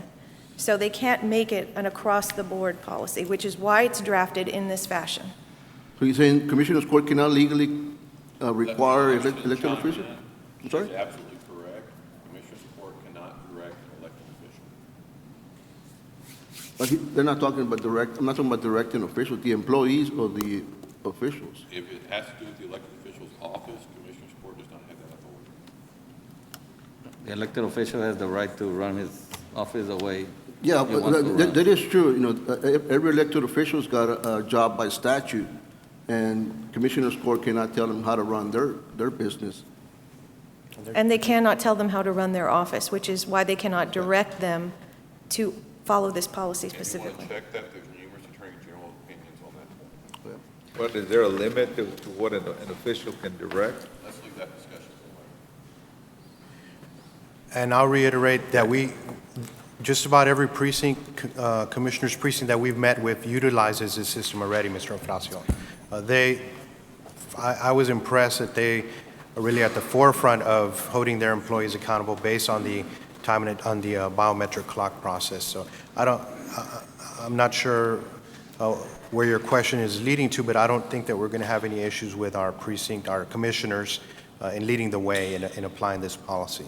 As Valda mentioned, there are very few county departments or offices that are not utilizing the biometric time clock at this point, and a very limited number of county employees that are not on this policy at the present time.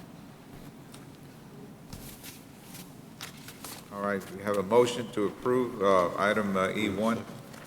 Second. Those in favor say aye. Aye. Aye, motion carries. Do you want to cover 2 and 3 at this meeting, or are you prepared? Well, we had some discussion already on the comparable leave. It was my understanding that you wanted to give us some additional input on those 2 issues. We can do that now, or we can set up meetings to address them later. On number 2, I thought there was already a policy in the books. That's what I was There gonna is say. an existing policy in the process of revamping or coordinating the civil service rules and the personnel policy. Some suggestions have been presented that we update this policy, include some additional language. Do you have a copy of the proposed policy on that? I have one in front of me, Judge. We I did don't know not if the members attach of it the as part court of the have. agenda item. Which policy, the outside employment? Yes. The outside employment and the modified policy and leave. Yes. We had made some changes to the outside employment policy as it pertained specifically to an issue that had come up with employees who were using leave and then working temporarily with the elections office. So they were getting paid through the elections office and were also getting their leave pay as well. And so the policy, the initial changes to the outside policy that were made were basically limiting county and district full-time, part-time, and temporary employees, prohibiting them from working as and receiving pay as clerks, judges, or any other election-related position during an election operated or contracted by Hidalgo County. And that was kind of just to put a stop to that practice. It had become very prevalent.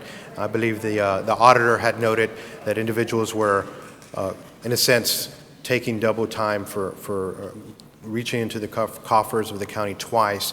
That was the prevailing change to the outside employment policy at this time through the revision process of the manual. The outside employment policy is very clear. You have to, you are permitted to work outside of Hidalgo County so long as there's not a conflict with county and it doesn't affect your ability to do your job. You also have to provide a written acknowledgement, a written statement telling somebody, telling your supervisor, your elected official that you are undertaking outside employment. Do you have copies of the proposed policy that we can look at? I can have a policy sent to your office, all the commissioners, judges. It had not been attached in our previous agenda item, and it was not attached to this agenda item. That was the initial change that was discussed. We wanted to get some more input from the commissioners about other changes they may want to consider. I agree. I think you're heading the right path regarding the election stuff. In regards to other employment, I mean, from our position, I think it'd be best to, as you're stating, that they would have to do it in writing, making sure there's not a conflict with their schedule or their demands, that their county job is. I haven't seen the proposed changes, but I think it's impossible for us to tell them they can't seek other outside employment, so as long as it doesn't conflict with their existing job with the county. But I don't know if we're prepared to act on it or if you're needing more time. Well, I don't know if we can act on it. I haven't read it. Yeah. I don't know if you got copies of it. We could make copies. We'll bring it back and attach it as an agenda item And next as I week. understand it, you're not trying to prevent outside employment. No, Some people no, Judge. have 2 jobs, because they need to have 2 jobs or want to have 2 jobs. You're trying to prevent jobs that conflict with what the county does. That's our current policy. That's our current policy. The change was specifically regarding county employees taking leave or sick time to go and work for the elections department and during campaign season because it's temporary, and then in a sense double dipping. Okay. That was the primary change. Yes, sir. Victor, but I think that there was already a policy to that effect. The previous elections administrator came before Commissioners Court and got a policy approved to prohibit that. Yeah, that's correct. It has not, I've been here a year, I have not seen that policy, unfortunately. This was brought up again through the revision process. I think some of the changes made to this policy reflect the language that was incorporated by the previous elections administrator. Again, we'll bring it, and other concerns that were brought up, we will send copies of the policy and attach it for next week as an agenda item. Again, we expected to have discussion, open the discussion to any other concerns or matters with regards to outside employment. Okay. So take no action of E2 and 3? We're not going to take any action on that.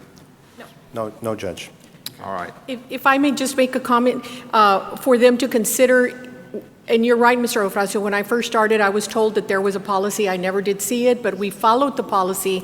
My question for the court to entertain is, can an employee of the county assist elections in receiving only hours, 8 to 5, or if they have to work longer, receiving comp time but not get paid? So that it wouldn't be double dipping, as they call it, but it would be assisting us, because sometimes we are short workers, and it would certainly be a benefit to be able to have, for example, the auditors say, you know, if you need some workers, I have 2 employees that can go and assist, but they wouldn't get paid. They would just be on the clock as a county employee, and then if they have to work, because the hours are 7 to 7, and like, for example... We're not going to act on this issue today. Maybe you can talk about it with Victor and Josie. Just something for you all to ponder. Yes. Yes, so we'll have that discussion, Judge, with Ms. We'll Ramon. take up the rest of it at a later time. Thank you, Judge. I think. No other discussion with regards to anything pertaining to outside employment? Well, you're going to be addressing the issue of exempt employees, what Valdez said. Yes, sir. And many departments have more than one, have several, and you're going to be defining what constitutes an exempt employee. And in some manner, I know you need to talk to Mr. Guerra. Yes, and on the issue of comp time, accumulation of comp time. Yes, You got to Judge. have a uniform policy. That Yes, makes Judge. sense. That's right. I think that the issues with comp time is that there is no uniform policy, no parameters or guidelines set. With regards to exempt employees, we have had discussions with the executive officer, and it's our understanding that he's undergoing an audit of exempt versus non-exempt employees and positions at this time. All right. Otherwise, we have nothing further, Judge. Thank you, Victor. Josie. All right, item 8, constables, precinct 1.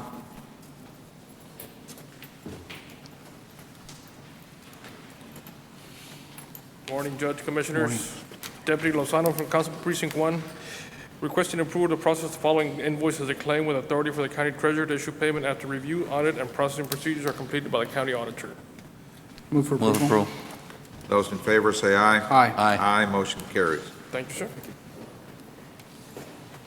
Precinct 3. Good morning, Commissioners. Lázaro Gallardo Jr., Constable Precinct 3. 8B, approval to renew interlocal agreements between Hidalgo County and the following school districts: La Joya ISD, Mission City ISD, Sharyland ISD, for the top truancy program for year 2013-2014. This is our annual contract we have with the school districts to provide deputies to target juvenile truancy and delinquency in those school districts. We keep them in school, make sure they go to the courts, keep them out of our jails, and end result, it saves taxpayers money. One question. On 2 of the school districts, did you change them all? Yes, I did. They're all the same agreement? Yes. Okay, thank you. Well, just instead of it saying attendance officer, it just relates to a peace officer, Okay. not attendance officer. Okay. Need a second? Second. Those in favor say aye. Aye. Aye, motion carries. Thank you. Item 9, Sheriff's Office. Morning, Judge, Commissioners. Richard Ozuna on behalf of the Sheriff Guadalupe Lupe Trevino, Hidalgo County Sheriff's Office. 9A, so approval to appropriate $554,444.44 from the unreserved fund balance in the Sheriff's Federal Sharing U.S. Department of Justice Fund 1229. Appropriate that budget. Move for approval. Second. Those in favor, say aye. Aye. Aye, motion carries. Under item B, our county IT, Renal's going to help us out on that one. Yeah, this is just the final phone bill claims. We're almost there. Just need approval on payment of 9B. Move for approval. Second. Those in favor, say aye. Aye. Aye, motion carries. And Judge, if you'll indulge me, since I'm up here, item 10D for the Health Department is the same issue. Just for catching up approval. on those. Item D2. 10 what? 10D. D. All right. D1 and 2. 1 and 2, thank you. 1 and 2? Yes, sir. So this is the final, Renan? There's still onesie twosies coming in, but if you've noticed, there's a lot less now. We're catching up on it. All right. Need a motion to approve these So move. on Second. 1 and 2 D1 under and 2. D1 and 2. Those in favor, say aye. Aye. Aye, motion carries. Thank you. Item 10, Good morning, Judge Commissioners. Item 10A, discussion action including but not limited to indigent health care program 1150 waiver and expenditures. Just want to give you an update very quick. We're waiting on either the governor's office, the governor to sign or not sign the hospital fee law that took place. It's going to be going before him. If it is signed, it goes into law. If it is not signed, it goes into law. But if it is vetoed, then it doesn't. But right now, all indications that it will pass and it will get signed. But once that happens, we're going to have to set up a very quick system, and I'll be working with Mr. Guerra, with Mr. Cruz in budget, with Mr. Eufrasio, and with Paul at tax office to try to get everything going on that whole fee program to try to maximize that opportunity to get IGT for that. We also, just to let you know for the record, we did receive the $7,022,937, which was a multiplier that came from the court for writing the plan. And that was the budgetary, I think it was allocated $2.8 million from revenue, from general fund revenue to multiply that money and get it back. That money was received last week, and we have that in our coffers. We're waiting on the rulings and designation on how exactly it could be used. We're getting that information, and if it could be returned back to general fund or to the fund balance, we're looking at that, getting that information, and that'll happen in the days to come, hopefully. So that's just information for you to have, sir. If I may have your permission, sir, I can move on to item B. Requesting approval to support the UT Pan American College of Health Services Health Sciences Human Services grant application to the U.S. Department of Health and Human Services. Hidalgo County Health and Human Services will collaborate with UT Pan Am's College of Health Sciences and Human Services to assist in meeting the requirements of funding opportunities proposed in this grant. This is a joint venture grant that will assist the university with developing some programs. As of right now, there is no matching component, but we're waiting to see if the grant is received. And that time, we'll come back to court and inform the those in court. favor, say aye. Aye. Aye, motion carries. Item C, so is requesting approval to accept the Border Binational Health Week Award in the amount of $2,100. Item 1, 2, and 3 are to appropriate that money, that small amount of money. Need a second? on 1, 2, and 3. Second. Those in favor, say aye. Aye. Aye, motion carries. Item D was taken care of already, and I want to acknowledge Renan and his team, sir. That action, actually, there is already return in savings. We got about a 49.8% return on some of our phone bills already. I have to commend Renan and his department. They've done some excellent work in getting this thing taken care of. We'll Move on to item E. Item E, requesting approval to accept the Do Well Grant Contract number 2013-043641-001 in the amount of $10,000. 1, 2, and 3 on here are requesting approval for certification of revenue certified by the county auditor. Second on 1, 2, and 3. Those in favor indicate by saying aye. Aye. Aye, motion carries. Thank you. Have a good day. Thank you. Item 11 are human resources. Good morning, Judge Commissioners. 11A for Precinct 3, discussion, consideration, and approval to create the following temporary full-time position not to exceed 6 months. T096, office clerk at $9,360 per year, Move for or approval $9 11A, 1, an 2, and hour. 3. Second on 1, 2, and 3. Those in favor, say aye. Aye. Aye, motion carries. And B, under Precinct 3, approval of the following personnel actions. Delete a Maintenance 1 position, 005-0059 at $840, and to create a receptionist clerk, 005-0097 Move at for approval of B1 $28,000. and 2. Second, 1, 2, and 1 and 2, those in favor indicate by saying aye. Aye. Aye, motion carries. Thank you. All right. Item 12, I think we'll leave it for next week. I don't see Oscar here. Oh, all right. I don't see him. Then let's move on to our elections office. Item 14A.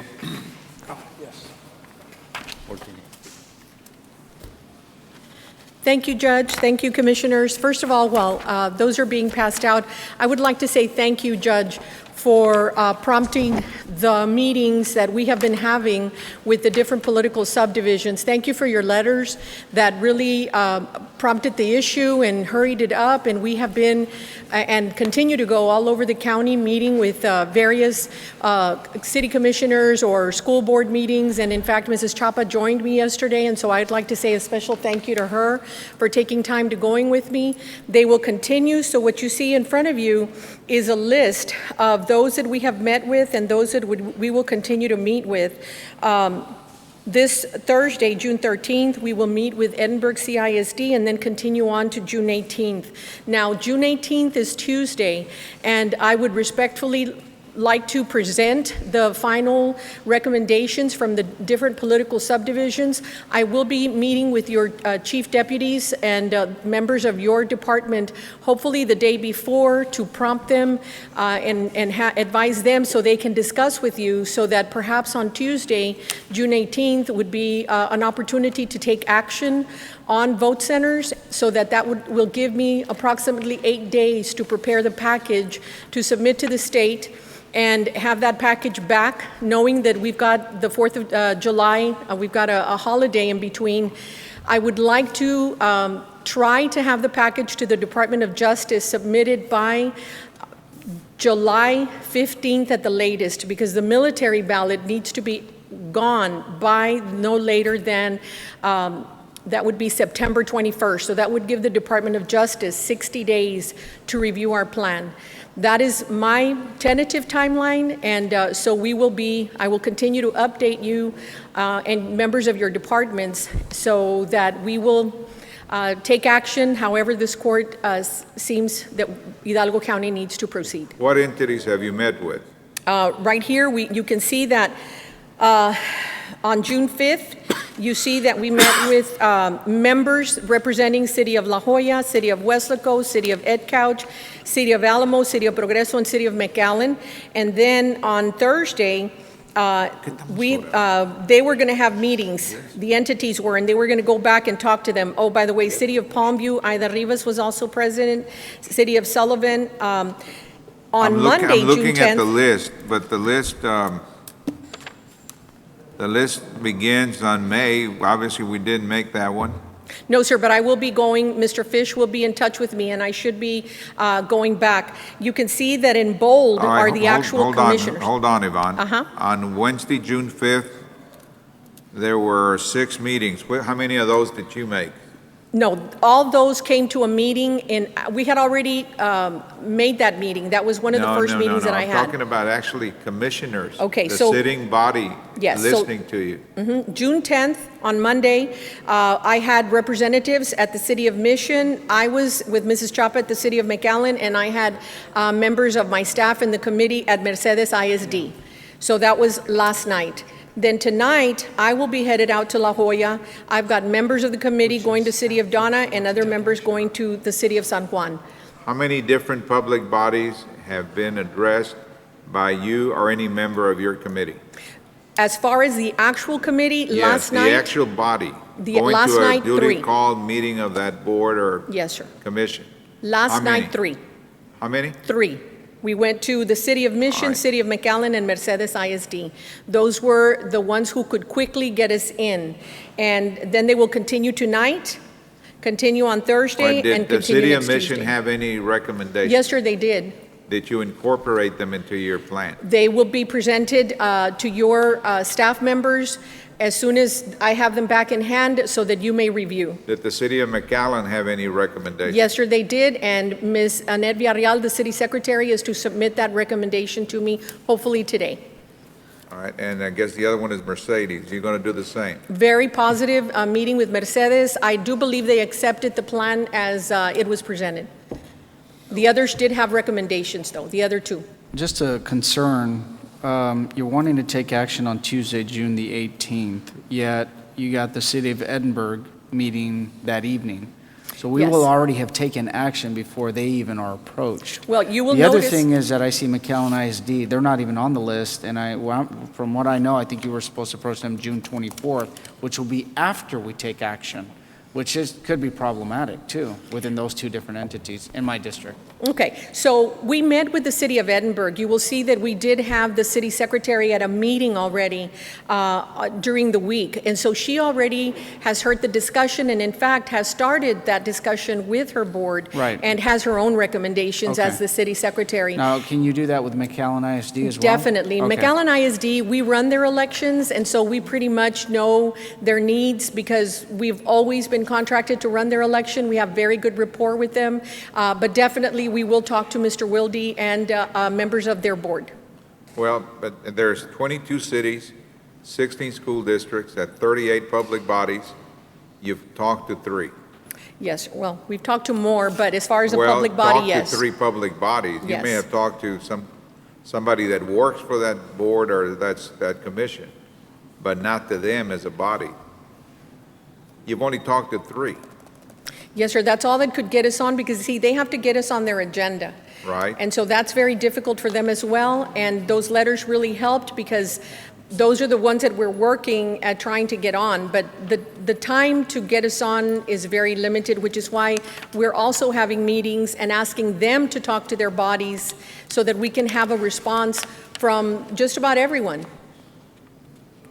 We have met with quite a few already that have already started the talks. Ivan, Yes, sir. my understanding was the committee was going to meet with the public body, whether it be school district or the city. We won't be able to because, as I said, they also need time to get us on their agenda, and just like it takes time here, 2 weeks, it takes time with them, and some did get us on, but not everybody could, which is why we then opted to meet with those people that do have an open voice to their either city commissioners or school board trustee, and at least have feedback from them. Last week, we, I believe, confirmed that the deadline, well, there was a question. You said it was in June. Somebody else said it was in July. What Two is the deadlines. deadline to submit this plan to DOJ? 2 deadlines. I have a date to submit to the state first. They have to approve my plan before I can even attempt to submit to the All Department right, of what Justice. is the deadline for that submission date? My plan, and I did talk to the director himself, because their guidelines it's an Yvonne, open what is the window. deadline? My deadline should be by June 28th to submit to the state, to give them approximately 5 to 6 days to review our plan, return either an acceptance or a rejection, and then submit to the Department of Justice, hopefully by July 15th, because that'll give them 60 days. That means that it would be July, August, September 15th that they have to review our plan, return an acceptance or a rejection, and then we have to proceed with a military and overseas ballot, which has to be ready by September 21st, out of our hands by September 21st, All right, and what was the second deadline that you said? July 15th, for me to submit to the Department of Justice. And I can't do that until I have the approval from the state.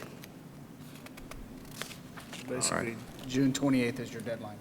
For me to prepare, and I'm already preparing, but I can't That's really the one we finalize. need to worry about, June Until- 28th, because that's the first one. Yeah, I can't finalize my plan until I have all these sites in place.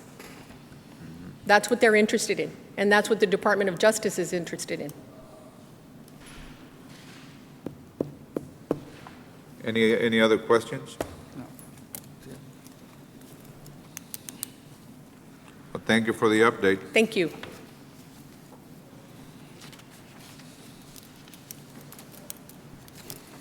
Item 15, a right-of-way. Good afternoon, Judge Commissioners. I'm here for the approval of the buying of a parcel. Lupe, can you get closer to the mic? Yes, sir.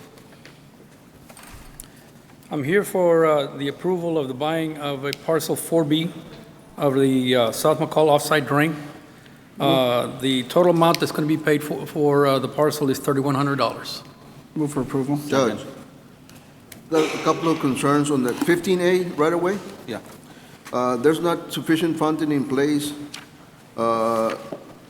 In addition, the real estate appraisal report needs to be revised. There's been an emergency transfer. I'm sorry? An emergency transfer has been sent to your office. I'm sorry. An emergency transfer has been sent to your office. Oh, a transfer has yesterday? been made. The funding? The funding, Okay, but yes. what about the revision of the form? No, I don't know about that. The The revision of the form. the review, the revision of the appraisal? Yeah, the form is to be revised. Sorry, I can't hear you, sir. I'm sorry, because the form reads, Judge, the form reads Hidalgo County Irrigation District Number 2, and it should read Hidalgo County. The parcel that we're purchasing is for Hidalgo Irrigation District Number 2. Right. So it needs to be corrected, or? So, yeah, so they paid for it, or you're going to pay? No, we're going to be paid for it, sir. Right. So can we approve it with a? Are we ready Subject to to act correct- on it then, or not? Sorry? Yeah, you can approve it subject to correction, but it needs to be revised. Okay. Okay, we'll do that. Yeah, because Need the a form... motion to that effect? So moved. Motion with a correction. Okay. And we have a motion and a second. Those in favor, say aye. Aye. Aye, motion carries. Thank you. Thank you, sir. Item 16. Judge and Commissioners, TJ Arredondo for the record. The first item is Los Vientos Estate subdivision. It's in Precinct 4. It's a 15-lot subdivision. They're requesting preliminary approval with the variance request. The variance request is to the County Subdivision Rule Appendix 9, Section 9.3, Plate 9.11, Rural Section Collector Street, and Plate 9.3 Class C pavement. Subdivision Advisory Board has recommended approval for this. Move for approval. Second. Those in favor, say aye. Aye. Aye, motion carries. Next item is preliminary approval for Mirage Ranches Precinct 4. This is a 25-lot, single-family subdivision in the rural area of the county. There is also a variance request to the subdivision. The variance request is to the county subdivision rules, Title B, Chapter 2.8, Block and Lots, Section B. The county advisory board has recommended approval as well for this subdivision. Second. Those in favor, say aye. Aye. Aye, motion carries. The next subdivision is a final request for final approval. Aza subdivision is in Precinct 1. It's a 3-lot, single-family subdivision. Everything is in order. Everything's been installed. They are requesting a straight final approval, and the subdivision advisory board has recommended approval. Move for approval. Second. Those in favor, say aye. Aye. Aye, motion carries. Thank you. 17, Precinct 2. Morning, Judge Commissioners. Item 17A, Precinct 2, is approval of certificate of completion for the Minnesota West project as certified by our project engineer, Mr. Raul Cecchini. Move for approval. Second. Those in favor, say aye. Aye. Aye, motion carries. Thank you. Thank you, sir. Item 18, Budget. Yes, good morning, Judge Commissioners. 18A, approval of to process payment of invoice 131-07155 from Atomic Energy and Industrial Laboratories as a claim with the authority for the county treasurer to issue payment after review and auditing procedures are completed by the county auditor. Move for approval. Second. Those in favor, say aye. Aye. Aye, motion carries. 18B, this is for precinct number 2, road maintenance. It's an appropriation from their fund balance in the amount of, correction on the amount, in the amount of $751,500. Move for approval. Second. Those in favor, say aye. Aye. Aye, motion carries. Thank you. Thank you, ma'am. Item 19, Purchasing. Good morning again, Martha Salazar for the Purchasing Department. Nothing to take action on or discuss on items 19A12, A, B, and C respectively. Going on to the second item, we're requesting exemption from competitive bidding requirements under 262024A, a professional service. So moved. Second. Those in favor, say aye. Aye. Aye. Aye, motion carries. Item B is presentation of the scoring grid of the three firms that were graded and evaluated, those being Tedzi Infrastructure Group at 91.2, LNG at 96, and Cortran Engineering at 92.6. Does the court wish to rank them in the order of their scores? So moved.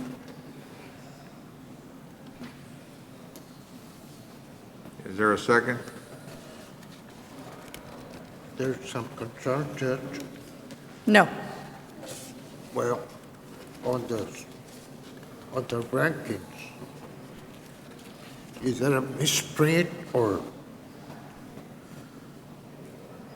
These are the averages of the 5 graders that I read out. Which one, Commissioner? Well, And this is for, and I failed, this is on the on-call services for MPO and Hidalgo County RMA traffic studies countywide.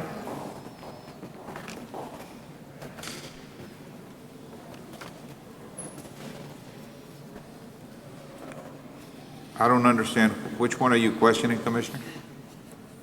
no, question the numbers it show on the ranking. The averages, Yeah. I did them manually myself, but I know they were calculated with a calculator. Do you think there's an error, Commissioner? Something caught my eye, it's a difference of one particular ranking. They get 95, 97, 98, 86, and then an 80. There appears to The large difference between 80 and 100? What he's saying is, it's a large difference on the evaluator number 3. One evaluator has 80 and the other one has 100 on the different vendors that were submitted. So it's a large variance. Marty, I was wondering, how do you select the vendors? They were, the graders were, the vendors were done by the, By the Commissioner's Court. yes. I brought them the list. Okay. So They selected nominated from the them. list. Right. And they also designated the graders. Are there any other questions on item 3B? What do you want to do? Commissioner? well, there's no change to that. You gotta go with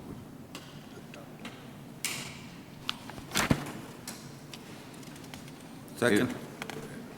We have a motion and a second to accept the grid as presented, the scoring grid. Those in favor indicate by saying aye. Aye. Aye. Motion carries. Item C would be authority for purchasing to negotiate a professional services contract commencing with the number 1 of LNG. So moved. Second. Those in favor, say aye. Aye. Aye. Motion carries. Going on to item 4, acceptance and approval of certificate of substantial completion as submitted by contractor CAS Companies, reflecting the completion date of April 12, 2013, for the project number as noted, and this is renovation and repair of the roof area at the Hidalgo County Clerk's Office. So moved. Second. Those in favor, say aye. Aye. Aye. Motion carries. Item 5, this is requesting approval for modifications to Hidalgo County Autopsy Facility as requested by the Texas Accessibility Standards, that's TAS, as noted on the pages 3 and 4 of the plan. And this is for the ADA compliance in the amount of $33,622.19 for the contract, with the contractor CAS. And these are the ones dictated after the TAS review. Move for approval. Second. Those in favor, say aye. Aye. Aye. Motion carries. Precinct 1B1, this is requesting approval of the following invoice with authority for the county treasurer to issue payment after review by the auditor's office, and this is Escobar's Auto Electric, invoice number E426693, $89.90. Move for approval. Second. Those in favor, say aye. Aye. Aye, motion carries. Item C, Precinct 4, Item 1, approval to purchase herein listed heavy equipment through Hidalgo County's membership and participation through HGAC's contracts, through the buy board, and other awarded vendors. There is a correction on Item 2, which is instead of $497, it's $395,487. All other figures remain the same. Move for approval. With that correction. With that correction on Item 2. All right. Those in favor, say aye. Aye. Aye, motion carries. We're going to ask for item D1 for Elections Department pursuant to Texas Government Code 263-151I, approved to declare as salvage property, including authority to remove the detailed items below from the surplus inventory with the assistance of facilities management to dismantle and sell as scrap metal. These are some metal boxes as listed on the agenda. Move for approval. Those in favor, say aye. Aye. Aye, motion carries. For the county clerk, we're requesting presentation to award the sole responding qualifying vendor, Master Fibers Incorporated, that submitted a bid and met all specifications for Hidalgo County Clerk's Office's purchase, removal, and related services for shredded and recyclable materials. Second. Those in favor, say aye. Aye. Aye, motion carries. That is all I have. Thank you. This time pursuant to 551-071 and 072, need a motion to proceed to executive session. Check. Those in favor, say aye. Aye. Aye, motion carries. It's 11:26, we'll be in executive session.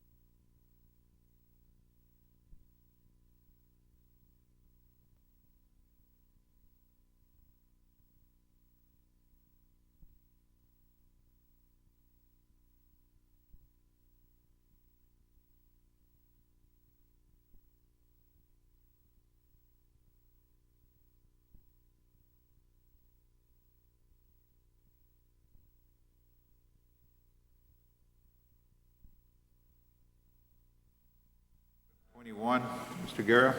Mr. Guerra. Mr. Guerra. Haba, buddy.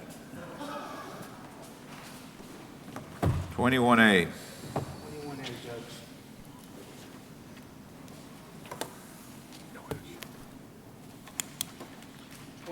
Judge, under open session, real estate acquisition, no action. 21B, pending potential, no action. 21C,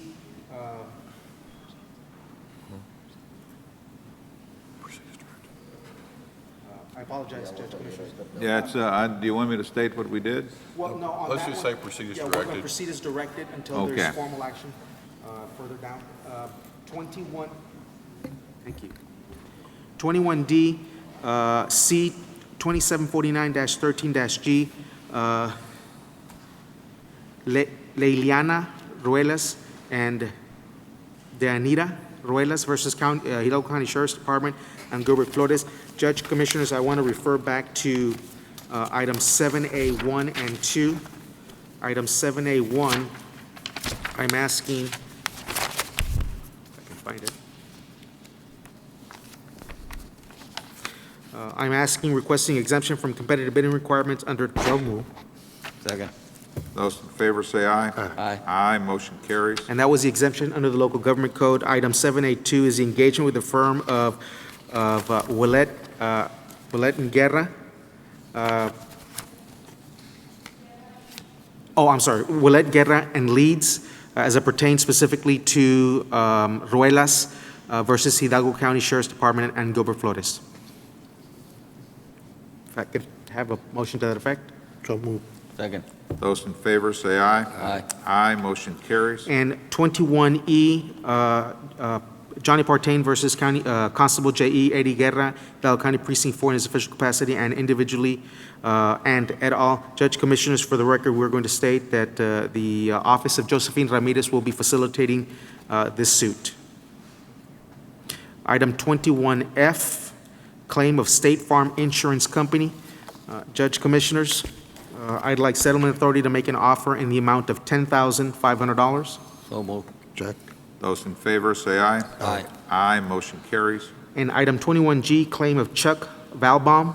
Judge Commissioners, again, I'd like settlement authority to make an offer in the amount of $1,080.20. So moved. Second. Those in favor say aye. Aye. Aye, motion carries. Thank you, Judge Commissioners. That's all we have. Need a motion to adjourn? So moved. Check. Those in favor say aye. Aye. Aye, motion carries. Thank you, gentlemen.